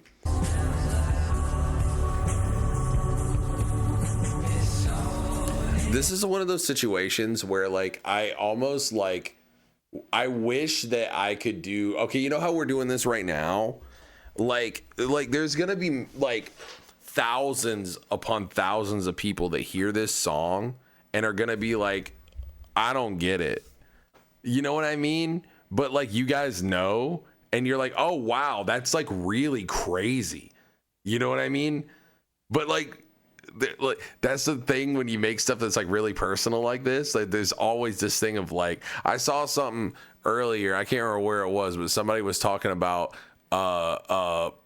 my verse on Blue Butterfly, or sorry, the building with the blue butterfly, and then they were just like, yeah, I mean, he's talking about some shit and he's asking why people are what they ate, and it's weird. And I'm like, brother, you just didn't get it, you just don't know. You know what I mean? They just thought I'm just sitting here like I'm a fucking freak, and I'm just like, what'd you eat? Well, tell me, what'd you eat? You know, like.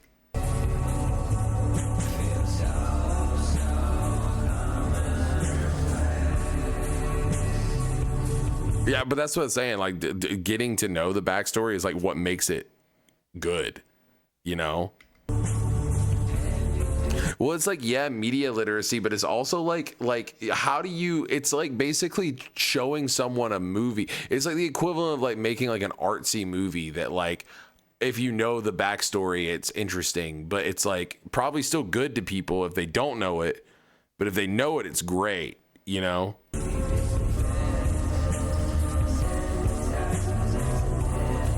Hell yeah, Shroom.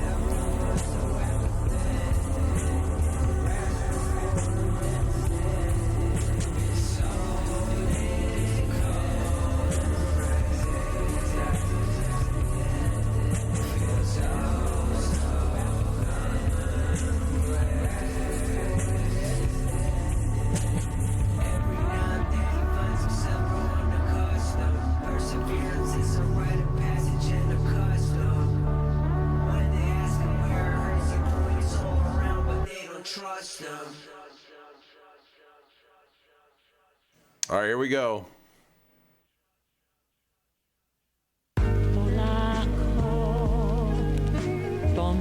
So shout out Bootleg Soda for this incredible beat.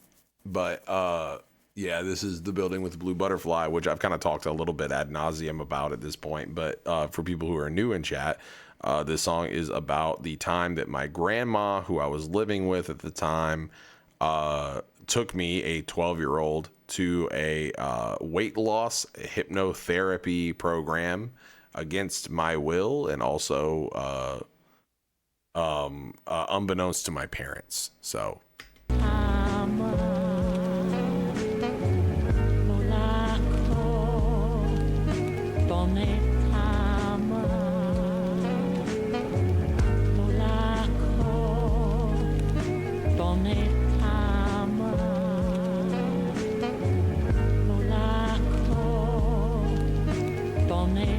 I'm just gonna like be quiet because like I don't have anything else I could say about this song. I'll just let it rock. How my parents react? They were fucking pissed, dude. Car ride 45 minutes, I counted the turns. Cassettes with sunshades on, light creeping out from the ferns. Red flashing through eyelids, mind on zero, mission efficient. Grandma grabbed me by my wrist and pulled me deep in the ditches. What'd you eat today? Was it sweet or was it sour? How about yesterday? We traveled deeper in the hour. Flaxseed, green juice, unicorns and rainbows. Clocking in my hours in my uniform of stained clothes. Mouth sounds, side eyes. Ain't he kinda young for this? Steering conversation was like trying to drive a sunken ship. Fried chicken dinner plates that I had never cooked. Too young to feel ashamed. I was 12. Went to town and let him look. Walls built of meat without the grease strung out it. By proxy be damned, she put the munch in Munchausen's quarter-inch cable of fables past the 355. She said it's listen to the tape so you can sleep outside. What'd you eat today? Was it broccoli or beef? Quiet whispers of my habits gently taught me to sleep. Say, what'd you eat today? Did it have cream filling? Only let me be a kid when the doc deemed willing. What'd you eat today? What'd you eat? Tell me what you eat today. You can tell me. What'd you eat today?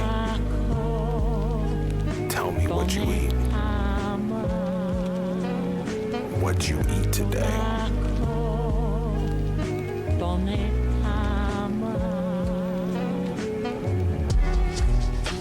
We now reach the fifth door, and I open it.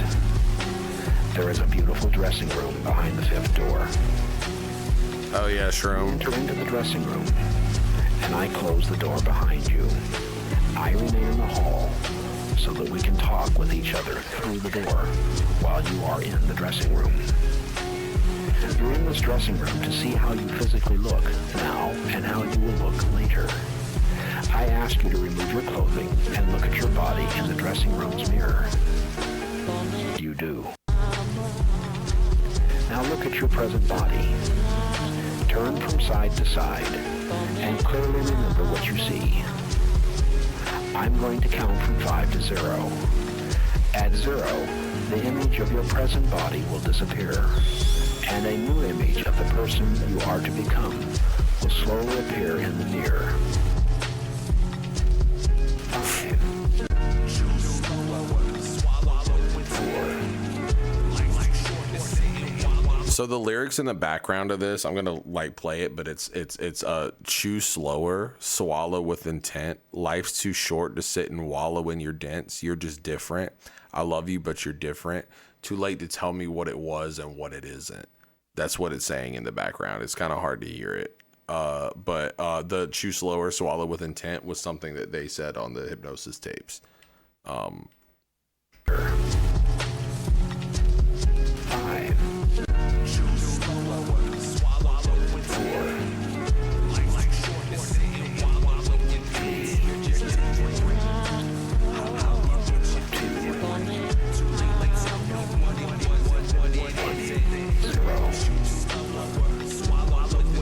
Thank you, Luna.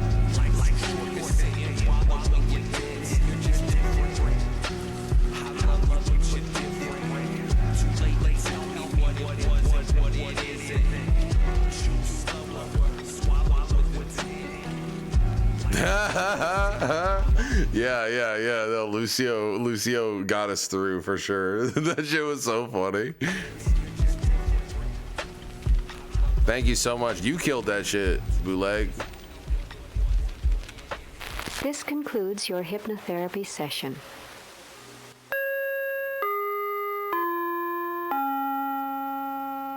This is my kid brother. He loves his Reese's, as you can see. But, well, he eats it real weird. How do you do that, Raj? There's no wrong way to eat a Reese's.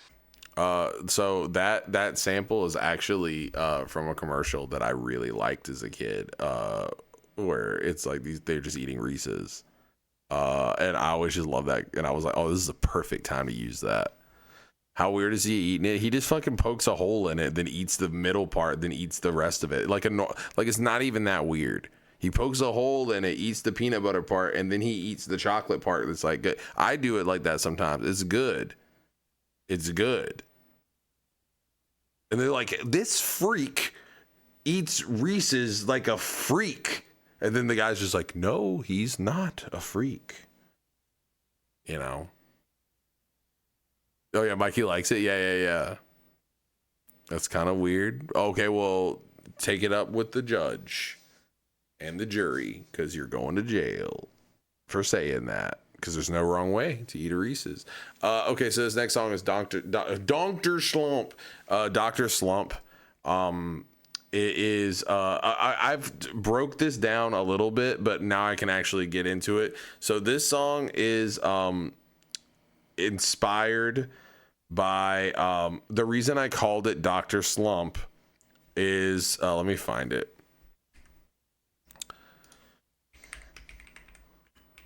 There's a picture, and I don't know why it makes me feel like this, okay? This is a really good picture that is drawn by Akira Toriyama, and I cannot tell you why it makes me think of this. God damn it, hold on.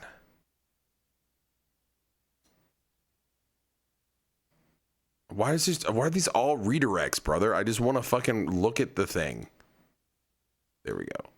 Okay. This isn't the... I don't want this one. I want the OG. Give me the real one, brother. Is this it? Yes. Okay. I don't know why, but this picture kind of inspired me. And I think part of it is because you've got homegirl, the little girl from Dr. Slump. I can't remember her name right now, but there's a whole bunch of them. And I don't know why. This is a super cool picture, but for whatever reason, this makes me to think of death. I don't know. I think it's because there's so many of the little ones, and it's almost like you're hallucinating, like these little like cherubs that are like getting you through. I know it's not that, okay? But that's for whatever reason, I just saw this and was like, this is what it's like to die, okay? I don't know why my brain went there, okay? And also I thought like the name Dr. Slump sounded kind of apt for what this song is talking about. So there's 3 verses in this song. All right. And it's told from a perspective of a man who is dying in a hospital. Okay. And he's dying specifically of sepsis. Now, how personal do I want to get with this? Okay, fuck it. While we're doing it, I'll get personal. I almost named this a different thing. I almost named this song The Man with the Blanket on His Head. And it's based on a very traumatic memory for me. So when my dad my dad died of sepsis. Okay. My dad died of, he had a kidney failure and he was on dialysis and he didn't take care of himself. And he died of complications from kidney failure, and also like he lost his leg, and like his leg would get infected all the time, or like where his leg would get infected all the time, and that's like what led to sepsis. And during the last parts of his life, he was very confused a lot. He would get confused, and then we would be like, oh shit, is he septic? And like, and it was really hard for me and my mom. And there was this time where I remember this was bleak, man. Like I went and visited, and this was like at my grandma's old house. And so like my mom knew that he was septic, but he had to be admitted. You couldn't just like send someone to the hospital without their consent. Right. And my dad didn't ever want to go to the hospital. Right. And because he was septic, he would oftentimes be like, I'm fine. There's nothing wrong. But he would be like talking out of his head and like all this other stuff, right?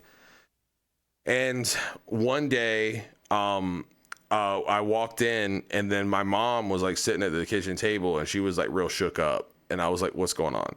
And she's just like, I think he's septic, and I think that he needs to go to the hospital, and he won't go to the hospital. And I could call like a nurse to come down and look at him, but he's gonna just like act fine when she's around and then go back to acting crazy, right? And I was like, oh, well, you know, like that sucks. And then I'm like, what makes you think? And then she was just like, just go in there and go look at him. And he was sitting up. They had like a hospital bed, like in the living room, right? And he was sitting up, just like staring at nothing. And he had a blanket over his head, like a ghost. And he's just staring at the wall. And I was like, kind of like scared to go like talk to him, because it was like, is that even like my dad? You know what I mean?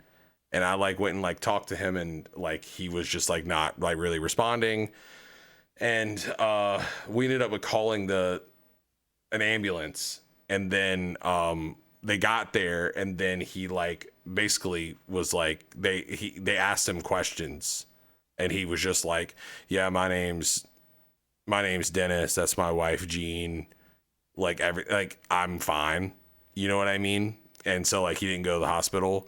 And I think that is like ultimately like he ended up getting really sick after that. And then we sent him to the hospital, and then he died.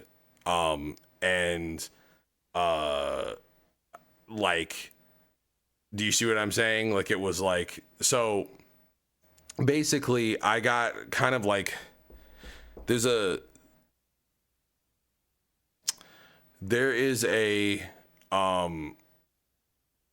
yeah, it sucked. It sucked. It wasn't great. But there's a like genre of song that like Cage does this a lot. Like, have y'all ever heard Ballad of Worms? Like almost like making like it's like a creepypasta, but it's a song, like an urban legend type song. And I like wanted to make one of those, and I thought like, okay, well, while we're getting personal, like what's more horrifying? Like, this is like the only song I think I've ever made that I could consider like a horrorcore song. Like, what's more horrifying than like putting yourself in the shoes of someone who went through the same thing that killed your dad? And like the idea of like dying doesn't scare me, but the idea of like dying confused terrifies me. And so the first verse is he's just kind of making he's in a hospital, and he is just, by the way, this isn't like fully just like based on my dad or something. It was just inspired by like that, because that's terrifying to me. But like he is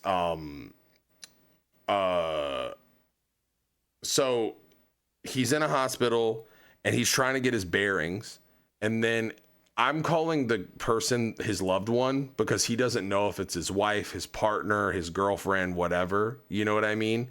But someone comes, I'm just calling them the loved one, comes and basically like visits him in the hospital, and he's just trying to figure out like why he's in the hospital, and he kind of knows, but he's just trying to figure it out.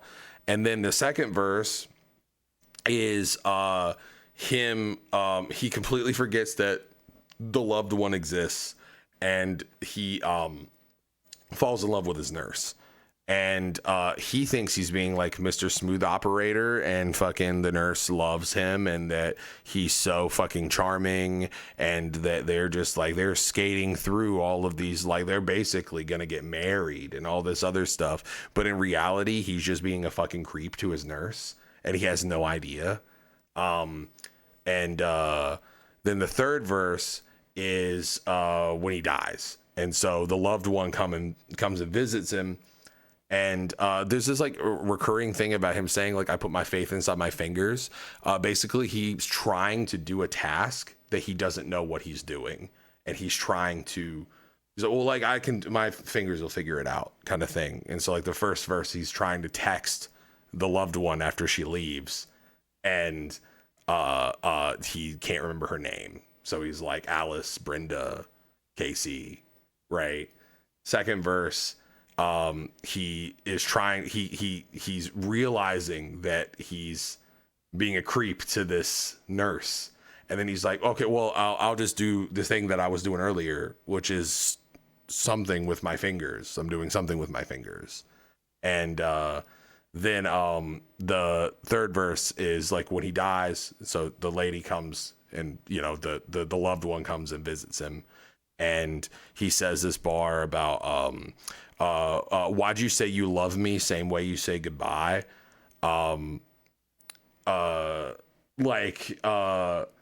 And he basically, his reality just kind of like implodes on itself after she leaves. And he goes to hell at the end. He says like, what is the actual bar? Hold on, let me see if I can find it. I haven't been reading chat, by the way, so sorry if I'm doing that. I feel like this is a time for me to ramble. Let me find the lyric really quick, because I actually typed this out.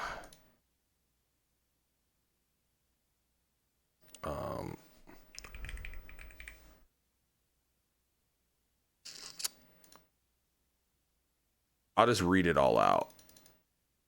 How's that sound, huh? Did I call it Dr. Slump in here? Blurred Body is what I called it. So the first verse is, they told me where I am and I don't want to be. Counting little cherubs right in front of me. I'm scared what it is. Pray for peace. Skin as hot as the innards. Stare at Pat Sajak until you drop in for dinner. A bag of fluid, a tube and a bag of fluid, a movement, a staggered truth with no clue what is passing through it. He's literally like looking at like these things that are hooked up to him and he's just like, I don't know what that is. I'm pressed. I hit the button. She tell me to calm down. No face to recall. Machinery tracing the wall. Phone buzz. No. That's not right. I put my faith in my fingers. Used to love it when I'd visit, but you'd hate when I linger. Where was I? I put my faith in my fingers. Thumbing through contacts, playing Jenga with letters, trying to think of the letter. Alice, Brenda, Casey. In the original thing, I say, why does the door keep opening? Who are you? But I cut that. Blurred bodied hottie. I'm filthy. I'm bowdy. Drawing. So the second verse is like when he's like falls in love with his nurse, right? Blurred bodied hottie. I'm filthy. I'm bowdy. Drawing shapes I've never seen in a font I could never copy. Basically, she's writing really fast and he's trying to keep up with like what she's writing in her fucking little on her like what's the word? Hey, Mafuchitos, thank you so much for the Prime sub. But he can't keep up with what she's writing, and because he's so confused from being septic, he just like gives up completely, and it's just kind of like she's drawing shapes I've never seen in a font I could never copy. She asked me, how much feeling do I got in my leg? I told her, take whatever, baby, just don't make me have to beg.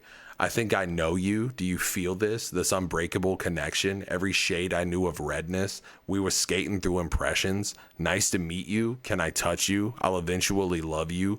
Door had closed me in the essence, toe to toe with the fluorescence. I put my faith inside my fingers, but and then the third verse is when he dies. Door handle jiggle, then you float like a ghost. Eyes red like you smoked. I think I'm over the tropes. Why'd you tell me that you love me same way you say goodbye? Said you had to go and left before I heard you saying why.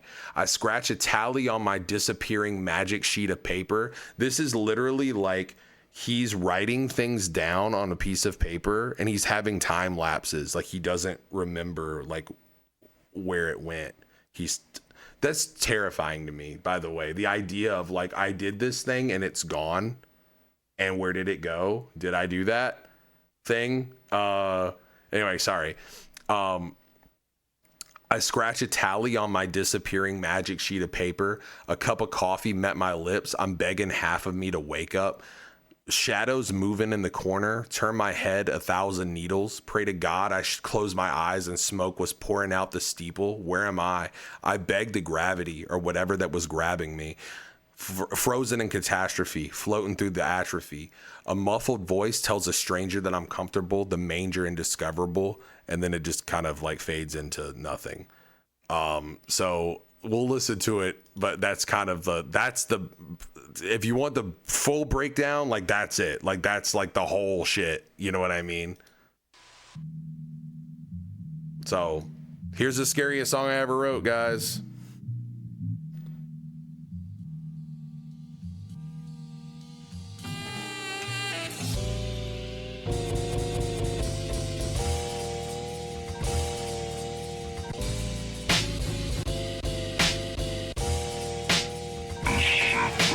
They told me where I am and I don't wanna be. Counting little cherubs right in front of me. I'm scared what it is. Pray for peace. Skin as hot as the inner. Stare past say jack until you drop it for dinner. A bag of fluid, a tube and a bag of fluid. A movement, a stack of truth with no clue what is passing through it. I'm pressed. Hit the button. She tell me to calm down. No face to recall. Machinery tracing the wall. Phone buzz. No, that's not right. I put my faith in my fingers. You used to love it when I visit, but you hate when I linger. Where was I put my faith in my fingers, thumbing through contacts, playing Jenga with letters, trying to think of the letter. I was Brenda Casey.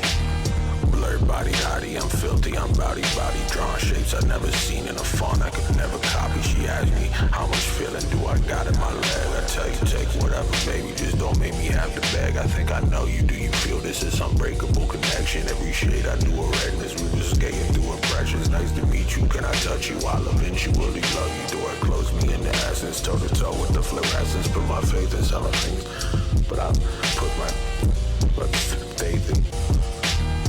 Door handle jiggle, then you float like a ghost. Eyes red like you smoke. I think I'm over the tropes. Why'd you tell me that you love me? Same way you say goodbye. Said you had to go and left before I heard you say a why. Scratch a tally on my disappearing magic sheet of paper. Cup of coffee met my lips. I'm begging half of me to wake up. Shadows moving in the corner. Turn my head 1,000 needles. Pray to God I close my eyes and smoke was pouring out the steam. Where am I? I actually cried there recording that. Like the part, like it doesn't like really like translate as well, like, but that wasn't like intentional. Like when I was making it, it just like hit me. Like I recorded it a few times and I was like, oh, this isn't it, and then I recorded it this time and it was like, it just like really like stuck, and I was like, fuck, like this is like something that like a loved one of mine went through, and like a lot of people's loved ones go through. And where I'm doing like that, like smoke was pouring, shadows moving in the corner, turn my head 1,000 needles. That part fucked with me because of the idea of like the finality of like, oh, this person's like dying and going to hell. Like, and it like hit me because it's like, I don't know, it just really like something hit. And you can actually hear me kind of break, but I was like, fuck it, like I'm gonna keep going. Why'd you tell me that you love me? Same way you say goodbye. Said you had to go and left before I heard you say a why. Scratch a tally on my disappearing magic sheet of paper. Cup of coffee met my lips. I'm begging half of me to wake up. Shadows moving in the corner. Turn my head 1,000 needles. Pray to God I close my eyes and smoke was pouring out the steam. Where am I? Baby gravity or whatever that was grabbing me. Frozen in catastrophe, floating through the atrophy. A muffled voice tells the strangers that I'm comfortable. The main danger is comfortable.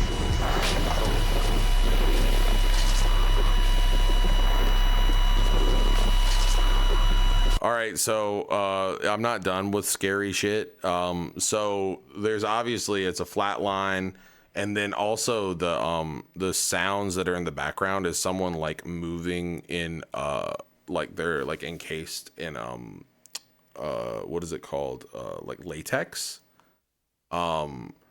which is just scary to me. you know. There's like some kind of like weird breathing sound in there too. I don't remember where I got that from. Also, there's this, if you listen to the background, I sampled oh my god, what's it called? It's a recording of hell.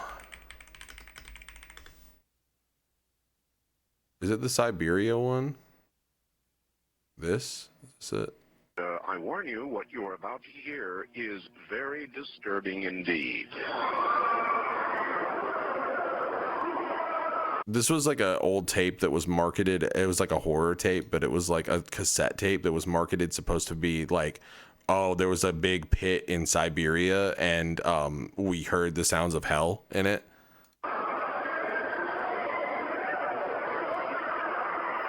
It's from a podcast, a horror podcast. Well, anyway, I sampled this, and then also, sorry, I was answering you, Sid. That's from like a horror podcast that has like fucking 200 views or whatever. What is it? I also sampled. Let me see here. It was Anime Lord's Prayer, I think.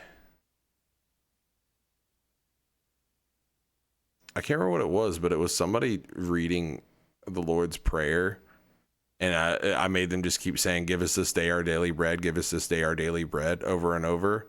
And then also I sampled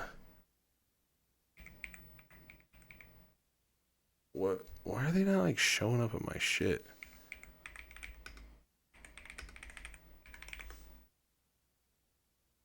I sampled this shit. We had learned to see Lister's septic ferments with our mental eye. Our understanding had minimized cross-infection. We were on our guard. And it's called Hospital Sepsis from 1959, and it's him just like be able to see with your mental eye. It was literally this, I think. Joseph Lister stands out among the pioneers of that century. It was he who said, "You must be able to see with your mental eye the septic ferments as distinctly as we see flies or other insects with a corporeal eye. If you can really see them in this distinct way with your intellectual eye, you can be properly on your guard against them." Yeah, so I sampled that, and you can hear that. It's like so far in the background that you can't really like understand what it's saying, you know?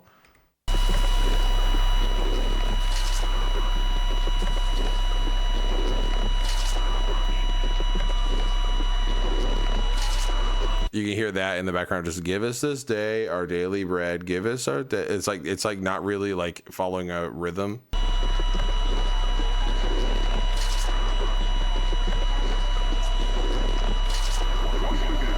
And that right there is from the documentary we just heard.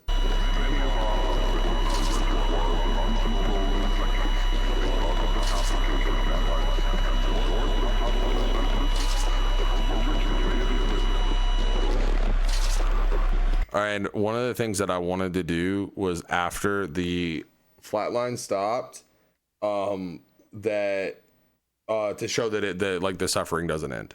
That's like part of it, that it keeps going without the. I just put a lot of thought into this.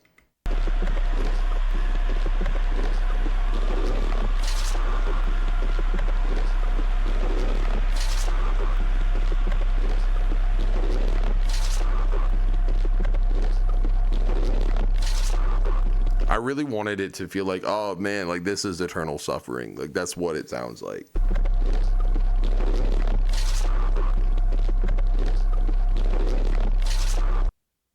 And then hard cut. And that is canonically in my head. The album ends in tragedy. And that's when it, like, the story of the album ends. And there's like a bit of a, like, this is complicated for me, right? Because like this is, my dad was kind of like the last thing that was keeping me in South Carolina. because my dad was sick and I was helping take care of my dad and my mom needed me. And you know what I mean? Like there was this like, and I was very, very upset when my dad died, but also it was complicated because he was suffering and he was also like this tie to this like cursed house that was like, you know, my grandma died in and he died in, you know what I mean? Like, yeah. So yeah, basically that was the that's like the end of the album in my head, is like the end of like the narrative of the album. And then this is like the credit scene that ends, and that's Blue Gender, produced by Kudasai.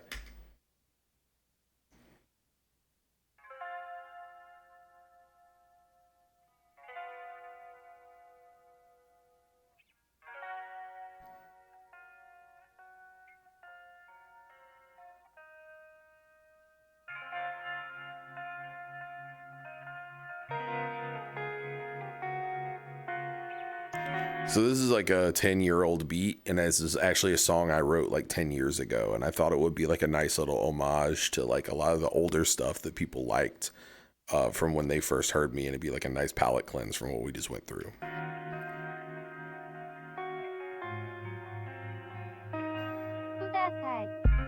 We used to count the stars on the ceiling.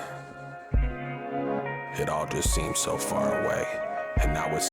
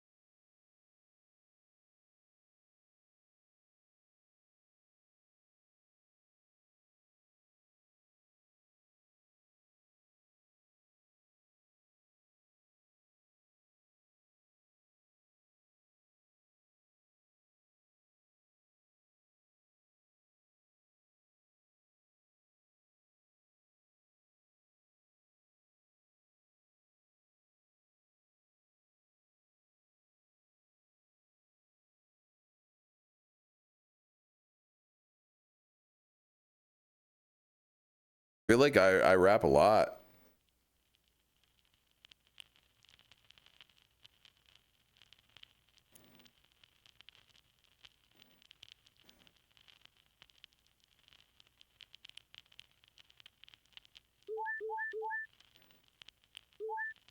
And then we did the fourth charm. You know, talking about the breaks in the album. I mean, sometimes you just gotta let the beat breathe.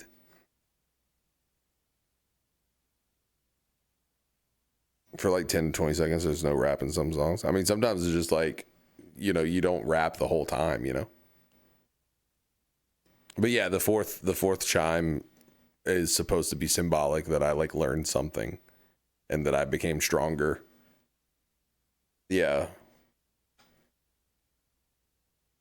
Yeah, we found the end and it's okay. Yeah, like there's definitely like some parts like that sample on that one song, you know. Egg. Is this egg like egg? Thank you for the Prime sub. Are you my egg? Sorry, I'm so fucking tired. I'm gonna go to bed very soon. Sorry if I seem a little low energy now. It took a lot out of me. Better Nate than never. That's what I'm saying.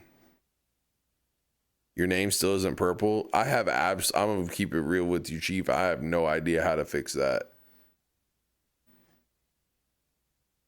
I could fuck around with it when when my brain isn't mush.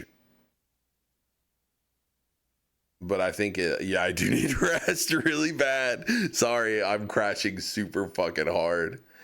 Oh my God. Yeah, you could ask a mod, but yeah, for sure. Leave us with the YouTube poop. I got you guys. I know exactly how to end this.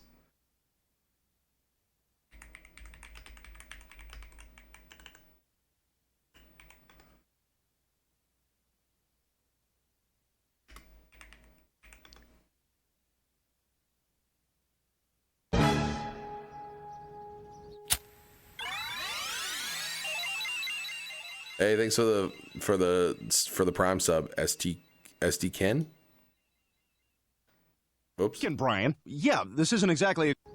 We have to watch a few of these first. Peter, what are you doing? Crack? What the fuck? Hey, at least I'm not drinking, Brian. Yeah, this isn't exactly a good substitute. Where'd you get crack? From Black's. What? Yeah, right behind Black's hardware store. There's a white guy selling it. Look, doing crack is not the way to stop drinking. You need to get to the heart of why you feel the need to drink in the first place. Look, here. This is the number of a hypnotherapist I want you to see. No! All right, Brian. I'm gonna have to sample that now.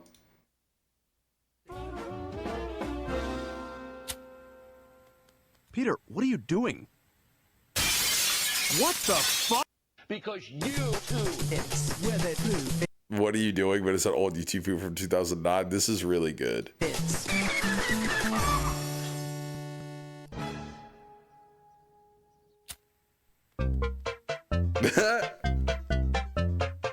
Hey, Luigi. What are you doing? Fingers.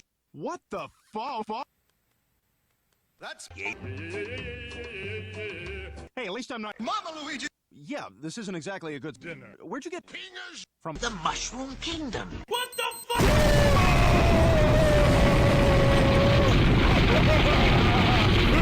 Urinate on the homeless. Shut up! My boy. Fingers. Is not the way to stop. Mama Luigi. You need to get to the heart of why you feel the need to. Mama Luigi. In the first place. Look, here. This is so ass. Good. All right, Brian. Good.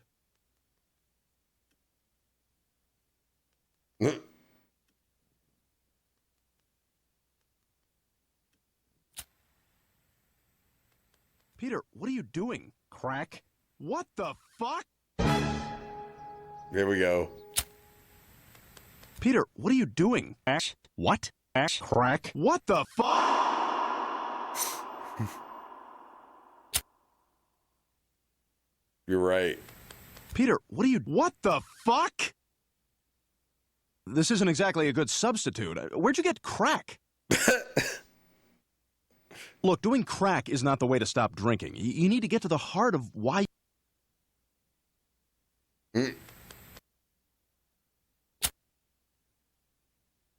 Peter, what are you doing?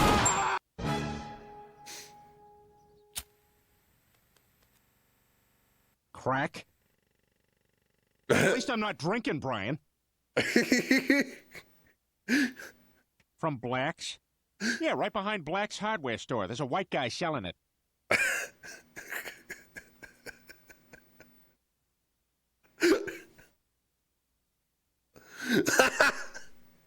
All right, Brian.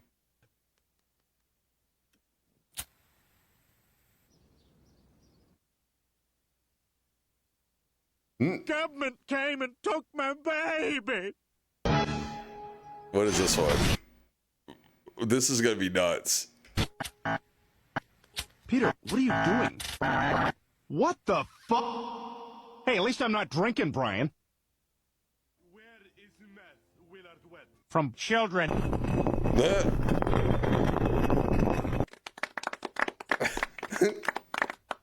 What?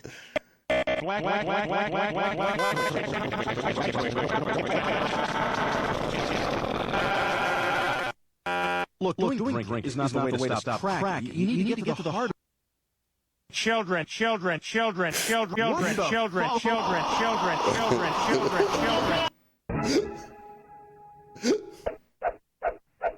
Peter, what are you doing? What the fuck? I got one more in me after this one. Hey, at least I'm not drinking, bro. No, we got Holy banned. fuck. All right, what is this one? Oh, this is Peter Never Talks. That I think we need something like a little more specific. Like, oh. What the fuck? Crack. Yeah, this isn't exactly a good substitute. Where'd you get crack? From crack? What? Yeah, right behind crack store. There's a crack guy selling it. Look, doing crack is not the way to stop drinking. You need to get to the heart of why you feel the need to drink in the first place. Look, here. This is the number of a hypnotherapist I want you to see. Holy fuck. Good. Crack. I need like one more. Hey, Peter, just thought I'd check on you. Oh my God! Crack. I need one more. Sleep paralysis version. This is what I need. This is how we're sending it off. Crack. What the? Hey, at least I'm. Hey, at least I'm not drinking, Brian. Yeah, this isn't exactly a good substitute. Bourbon and anime.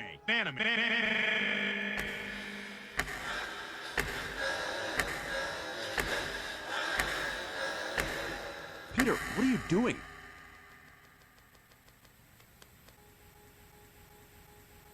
Hell yeah. Look, here. This is the number of a hypnotherapist I want you to see. Me when I see a hypnotherapist. Huh. All right. On that note, I think it's well. Hey, oh, never. Peter, just thought I'd.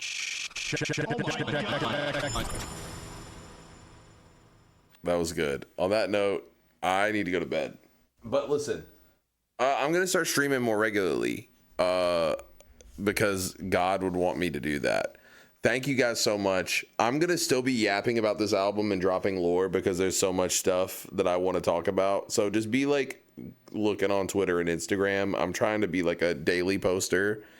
One, to get these fucking, make sure everybody knows that I have a tour happening, and two, because it's fun and I kind of refuse to leave the world of this album a little bit. So thank y'all so much.